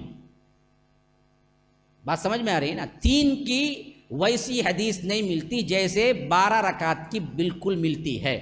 تو صحیح تر طریقہ 12 رکعت 12 تکبیرات کے ساتھ پڑھنے کا ہی صحیح طریقہ ہے، 3 کا نہیں ہے، واللہ اعلم۔ ہاں گوشت کی تقسیم، تو ان کا سوال یہ ہے کہ قربانی کے جانور کے ذبح کے بعد گوشت کی تقسیم کیا ہے؟ پہلی بات یہ یاد رکھ لیجئے، گوشت کی تقسیم کے سلسلے میں جو بات مشہور ہے وہ حدیث سے ثابت نہیں ہے۔ 3 حصے کرنا، ایک اپنے لیے رکھنا اور ایک رشتہ داروں کے لیے اور ایک کیا ہے غربا میں تقسیم کرنا، یہ جو ہے نا یہ عمومی طور پر بات مشہور ہے، لیکن حدیث میں ایسا کوئی تقسیم بندی آئی ہے تو نہیں آئی ہے، حدیث میں ایسی کوئی تقسیم بندی نہیں ہے۔ لیکن کیا یہ چیز جائز ہے؟ جائز ہے۔ کیوں جائز ہے؟ اس میں قرآن میں اشارے ملتے ہیں، اس کے قرآن میں اس کے اشارے ملتے ہیں. جیسے میں نے ابھی آیت جو پڑھی ہے، جو بہیمۃ الانعام کی سورہ حج میں پڑھی میں آپ کے سامنے 27-28، اس میں اللہ کہتا ہے فَكُلُوا مِنْهَا وَأَطْعِمُوا الْبَائِسَ الْفَقِيرَ. تم خود کھاؤ نہ مانگنے والے فقیر کو کھلاؤ، نہ مانگنے والے کو بھی کھلاؤ. اب نہ مانگنے والے کون؟ رشتہ دار، مانگتے نہیں انہوں بنتا کہ جی قربانی کا لاکھوں دیو جی بول، نہیں تو رشتہ داری توڑ لوں گا. یہ اور بات اندر کر دے کیا انہیں قربانیاں کچھ بھی لایا نہیں جی، انہیں ہمیں بھی دینا نہیں اسے. بعض لوگ کیا کرتے ہیں انہیں ہڈا کو دیا جی، تمہیں بھی ہڈا دال کو بھیجو. ارے واہ، قربانی میں بھی کیا کیا دیکھتے ہیں، کیا کی انہیں دیا، انہیں رکھ لیا، انہیں اس کا دے دیا. نہیں، انہیں کیا دیا، کیسا دیا، اس پہ مطابق ہمیں بھی کیا دینا، اتنی تفصیل یاد رکھو. اب اس سے 3 تقسیم ہو گیا. فَكُلُوا مِنْهَا، خود کھاؤ، تو وہ ایک حصہ بن گیا خود کھانے کا. وَأَطْعِمُوا الْبَائِسَ الْفَقِيرَ، فقیر کو بھی کھلاؤ اور اس کو بھی کھلاؤ جو نہیں مانگتا، رشتہ دار. تو یہ 3 تقسیم بندی سے علماء نے کیا ہے کہ ایسے کر لو. کرنا ضروری نہیں ہے، پورا فریج میں ٹھوس کو خود ہی کھا لیے تو بھی کیا بھی مذائقہ نہیں، لیکن زیادہ ثواب نہیں اس میں. پورا دے دیے زیادہ ثواب. کچھ کھائے اس میں سنت ہے، ضرور کھاؤ کچھ تو کھاؤ. بعض لوگ کیا کرتے قربانی کر وہ بھی نہیں کھاتا، کیا کہتا مجھے گوشت نہیں ہوتا جی، وہ دن ہوتا جی، کھا لو ذرا، سنت ہے وہ. اب دوسرا سوال آ گیا نا اس میں سے. اچھا خیر، آپ کا سوال بھی آ گیا. کیا قربانی کا گوشت غیر قوم کو بولے تو غیر مسلم کو دے سکتے ہیں؟ یہ سوال ہے ان کا. قربانی کا گوشت غیر مسلم کو دے سکتے ہیں. بعض احادیث میں یہاں تک بھی آیا ہے کہ حضرت ابن عمر کے پاس جب ان کی قربانی ہوئی تو قربانی کرنے کے بعد جب ان کا آدمی آیا تو انہوں نے پوچھا کہ پڑوسی جو یہودی تھا اس کو دیے تم؟ تو صاف صحابہ میں معمول تھا کہ پڑوسی یہودی ہو یا غیر قوم کا ہو یا غیر مسلم ہو، اس کو قربانی کا گوشت دیا کرتے تھے. آپ بھی دے سکتے ہیں، کوئی مسئلہ نہیں. اچھا خیر، اب یہ سوالات لے لیں گے. کس کا سوال باقی رہ گیا؟ آپ کا. ابھی لیتا ہوں میں ایک سوال لینے کے لیے. کوئی آدمی مشرک ہے یا سود کا کاروبار کرنے والا ہے، وہ گوشت دیتا ہے تو لینا کیسا ہے؟ جو آدمی مشرک ہے یا سود کا کاروبار کرتا ہے، یہ گوشت دیتا ہے لا کے، خیر اللہ کے فضل سے دینا کیسا نہیں پوچھے انہوں، لیتا کیسا پوچھے. تو لے کو کیا کرو، تم نہ شک ہے تو تمہیں کسی اور کو دے دو، مسئلہ ختم. خود مت کھاؤ. تمہیں شک ہے سودی کاروبار کا ہے، قربانی بھی انہیں سود کے کاروبار سے کیا ہوگا، تو ایسے سے بچنا انتہائی ضروری ہے. بہتر ہے کہ آپ منہ پہ نہ بولیں، کیونکہ دعوت کا جو ایک طریقہ رہ گیا ہے، ان کو ایک ایسا طریقہ ہو سکتا ہے کہ کبھی مل کے آپ ان کو سمجھا سکتے ہیں، وہ بھی ٹوٹ جائے گا. انہیں قربانی کا گوشت یہی تمہیں سود خور جی لے جاؤ جی بولے تو انہیں پھر زندگی میں ملیں گا، تمہارے سے ملیں گا. تو اس اعتبار سے دعوتی طریقے سے تو آپ لے لیں، پھر وہ کسی اور کو دے دیں، اور ساتھ میں کیا ہے کبھی ان کو سمجھانے کی بھی کوشش کریں. واللہ عالم. جی آپ کا کیا سوال؟ جی دیکھیے، شیئرنگ میں حصہ دیتے ہیں تو ہم کو نماز کا وقت نہیں معلوم ہے تو ہم کیا کریں؟ تو اس واسطے ہی ہم ضرور کہتے ہیں جب بھی جو بھی شیئرنگ دینے آتے ہیں پہلے وقت میں پڑھ لیجئے. آپ اگر کہیں بھی شیئرنگ دیے ہیں تو آپ پر ضروری ہے کہ آپ پہلے وقت میں پڑھیں. پہلے وقت میں جہاں پر 6:45 7 7:15 کے اندر نہیں میں اٹھ کو 10-20 کو بڑی مسجد کو جاؤں گا بولے گا تو بعد میں مسئلہ ہو جاتا. کیونکہ اب آپ کے لیے وہ جو شیئرنگ کرنے والی ٹیم ہے تو آپ کے لیے ایک حصے کے لیے تو روکا کے نہیں رکھ سکتی. اس واسطے ہم تاکید کرتے ہیں دینے والوں کو کہ پہلے وقت میں جا کے پڑھ لیں تاکہ آپ کی قربانی بھی ادا ہو جائے، آپ کی نماز بھی ادا ہو جائے. یہ اہتمام ضرور رکھنا چاہیے کہ سب سے پہلا وقت جو ہے وہاں پر جہاں بھی ملے آپ کو وہاں پڑھ کے آپ اپنی نماز ادا کریں. جی ایک لڑکا لیتا ہوں میں آپ کا سوال لیتا ہوں. ایک لڑکا 7 ماہ کا ہے، اس کی جانب سے قربانی کرنے کا ارادہ ہے لیکن ابھی اس کی ختنہ بھی نہیں ہوئی ہے، کیا اس کا نام لے کے ذبح کر سکتے ہیں جانور کو؟ دیکھیے یہاں پہلے جو بات میں سمجھایا تھا اسے نہیں سمجھا گیا ہے. یہ سوال ان کا جو ہے، ایک بچہ ہے 7 ماہ کا ہے، 7 ماہ کا ہے، 7 ماہ کا 7 ماہ کا ہے، 7 مہینے کا ہے. تو پھر ختنہ کیوں نہیں ہوئی؟ 7 دن میں ہو جاتی. نہیں کرے خیر ان سے پوچھنا ہو کی نہیں ہوئی، بعد میں پوچھیں گے فون کر کے ان سے. بہرکیف وہ کہتے ہیں کہ کیا اس بچے کی طرف سے قربانی دے سکتے ہیں؟ دیکھیے پہلے پورے خاندان کی طرف سے ایک قربانی بالکل جائز چیز، بالکل جائز چیز ہے، قربانی ادا ہو گئی. ہاں فردن زائد دینا چاہتے ہیں تو اس میں کوئی مذائقہ نہیں ہے. اگر آپ طے کریں کہ میرے فلاں بچے کی طرف سے میں کر رہا ہوں کیونکہ ان کی قربانی ادا ہو گئی، تب ان کی قربانی نہیں ہوئی انہیں بچے کی دیں گے تو یہ بالکل کیا ہے بات ٹھیک نہیں ہے. خود کی قربانی بعض لوگ بولتے ہیں میں میری بیٹی کی دے رہا ہوں بھائی تمہاری نہیں بھائی میں بیٹی کو دے رہا ہوں. بیٹی کو نہیں تم پر ہے, پہلے تمہیں دے دی ہے تو بیٹی کی طرف سے بھی ہو جاتی. نیت کر لی ہے تو میرے پورے خاندان کی طرف سے ہو تو پورے خاندان کی طرف سے ہو جاتی. تو چھوٹے 7 مہینے کے بچے کا تو نام لے کو کریں, تمہیں کرے گا بھائی قربانی کا تو میں نہیں کرا بھائی. یہ چیز کیا ہے, بالکل بھی غلط ہے.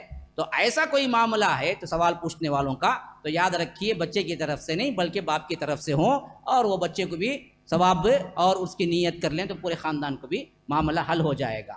ہاں اپنی کرنے کے بعد زائد ہے تو کر سکتے ہیں, بچے کی طرف سے کرو بچی کی طرف سے کرو, کوئی مسئلہ نہیں ہے. عید الاضحیٰ کو بقرعید بولنا کیسا ہے؟ عید الاضحیٰ کو بقرعید بولنا بالکل جائز ہے, بولتے رہو کتنا چاہے, کیونکہ بقر کا مطلب بھی کیا ہے, گائے اور بیل دونوں کو ملائیں گے تو بقر کہتے ہیں. بقرعید لکھتے بھی ہیں اور علماء لکھے بھی ہیں اور بہت سو نے اس کو بولا بھی ہے, پڑھا بھی ہے, تو اس معاملے میں کوئی مذائقہ نہیں. کیا قربانی کا جانور ہم اپنے گھر پر ذبح کرنا ضروری ہے یا پھر باہر پیسہ دے کر ذبح کر کے گوشت لے سکتے ہیں؟ ہاں قربانی کا جانور اپنے گھر میں ذبح کرنا ہے یا کہیں دوسری جگہ انتظام کر سکتے ہیں تو بالکل کر سکتے ہیں, اپنی جگہ بھی کر سکتے ہیں. اگر انتظام نہیں ہے یا کرنا نہیں چاہتے ہیں کسی اور جگہ یا مٹن اسٹال پہ یا کوئی بھی دوسرے کے گھر میں یا کہیں دوسری جگہ آپ دے رہے ہیں تو ان کو وکیل بنا کے بھی کر سکتے ہیں یا خود ذبح کر کے آ جا سکتے ہیں, پھر اس کے بعد وہ گوشت آپ کو صفائی کے بعد گھر پہنچ جائے تو وہ بھی جائز ہے, اس معاملے میں کوئی تنگی نہیں ہے. چلیے ان کا سوال لے لیتے ہیں. جی نہیں سوال آپ کا تھا نا, کس کا سوال باقی تھا؟ ہاں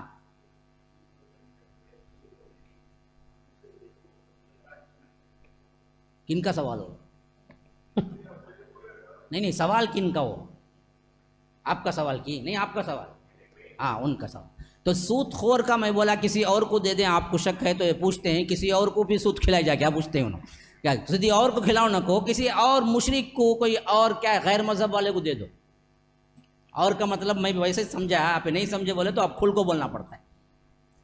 ہاں چلو 10 ذی الحجہ ہی کو جو ہے قربانی ہو گیا کرنا آخری ہو گیا لاسٹ.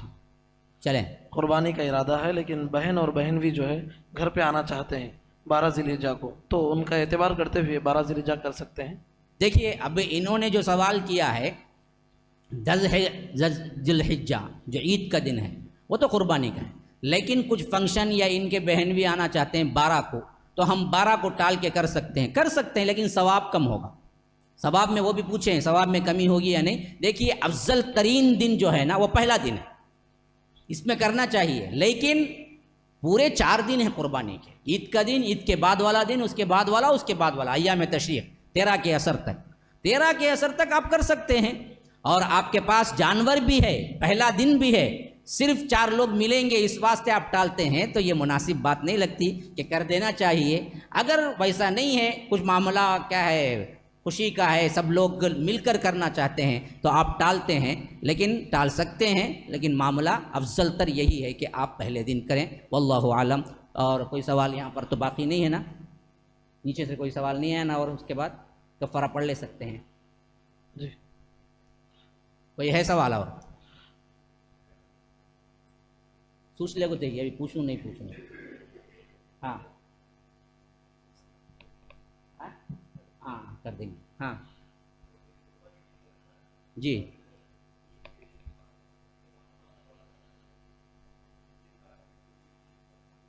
کاٹ سکتے, یہ پوچھ رہے ہیں کہ قربانی تو نہیں کیا لیکن عید کے دن کاٹ سکتے ہیں کیا ناخن اور بال؟ عید کے دن نہیں, عید کے پہلے والے دن بھی کاٹ سکتے ہیں.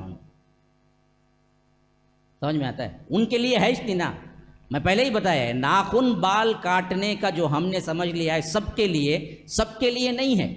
جو قربانی کرنے کا ارادہ کرے, ابھی اس میں مرد عورت کی کوئی تفریق نہیں ہے, مرد کرے تو بھی رکنا چاہیے, عورت کرے تو بھی رکنا چاہیے, لیکن وہی رکنا چاہیے جو قربانی کرنے کا ارادہ کرتا ہے. جو ارادہ نہیں رکھتا وہ عید کے دن کاٹو, نہیں آ کر اس سے پہلے کاٹو, نہیں 8ویں دن کاٹ لو, نہیں عید کے 4 دن بعد کاٹو, سب ایک ہی ہے. ان کے لیے تو ہے ہی نہیں حکم. حکم جو ہے قربانی کا ارادہ جو رکھتے ہیں ان کے لیے ہے. تو سوالات ایک حد تک قربانی میں بعض لوگ عقیقے کو ملاتے ہیں اس کے. ہاں یہ جو سوال ہے یہ بھی ایک اہم ترین امپورٹنٹ سوال ہے, میں بتا دیتا ہوں. عمومی طور پر یہ سوال آتا ہے کہ کیا قربانی کے جانور میں عقیقے کی نیت کر سکتے ہیں کیا؟ یاد رکھو یہ دونوں ایک الگ الگ عبادتیں ہیں.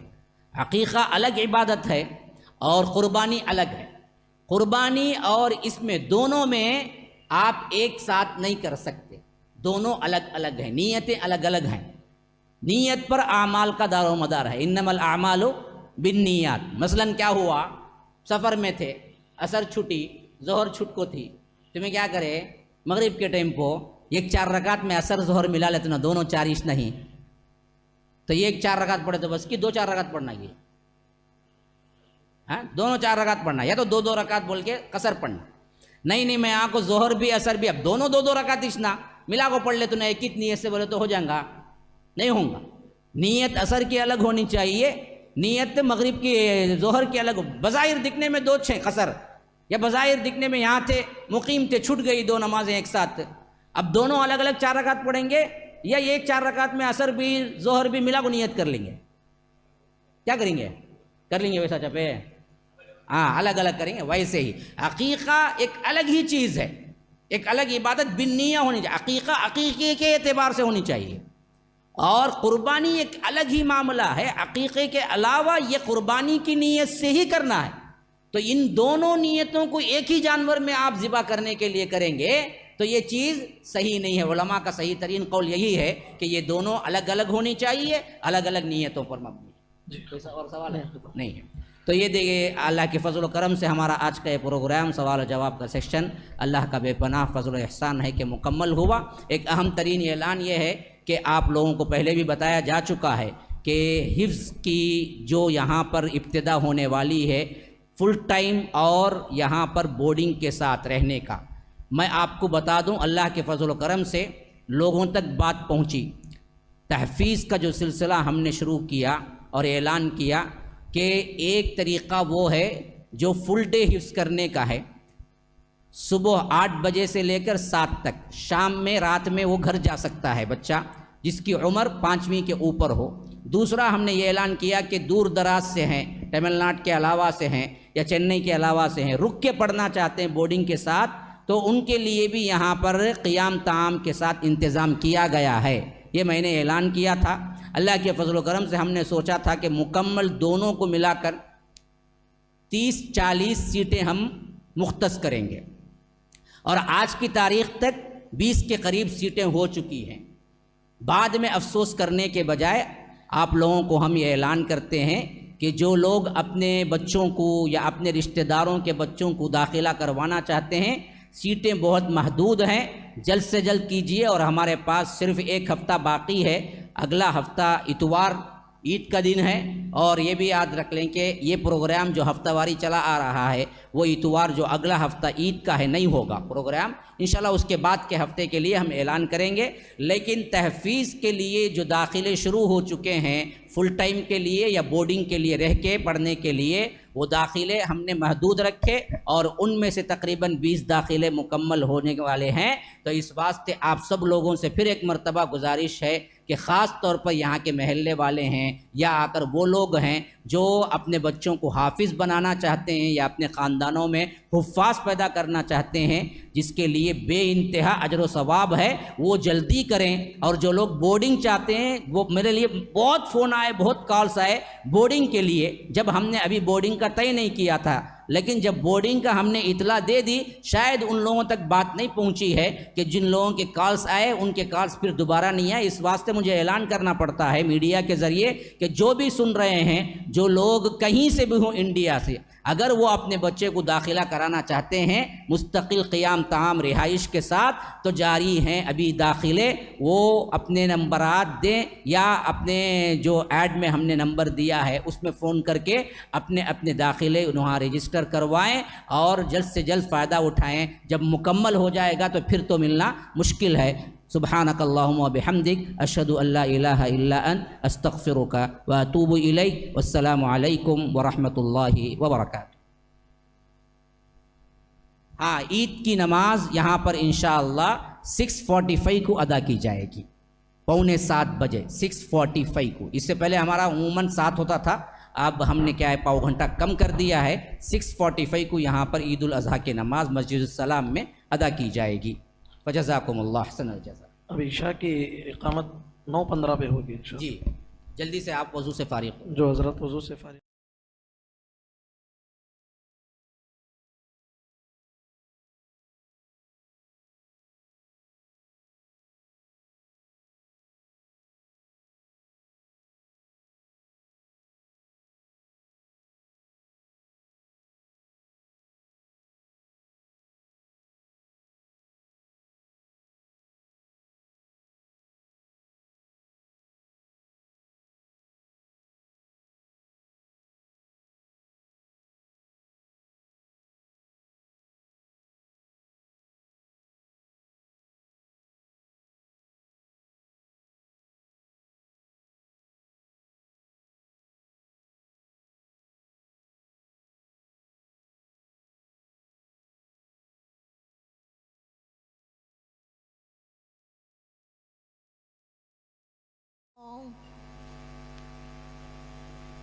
أشهد أن محمد رسول الله.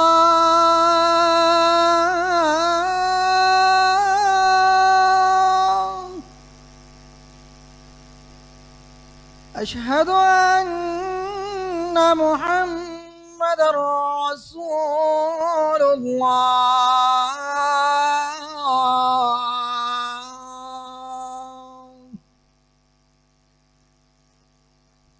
حي على الصلاة.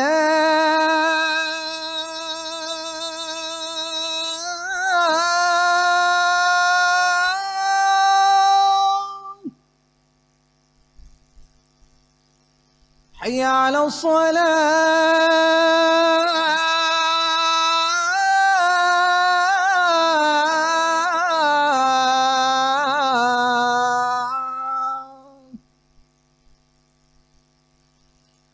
حي على الفلاح.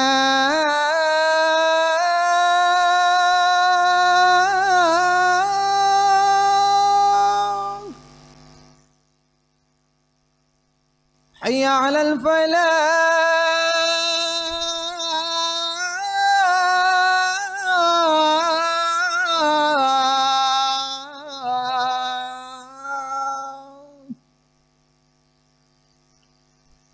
الله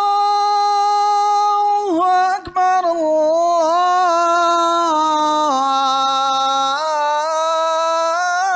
الله أكبر. لا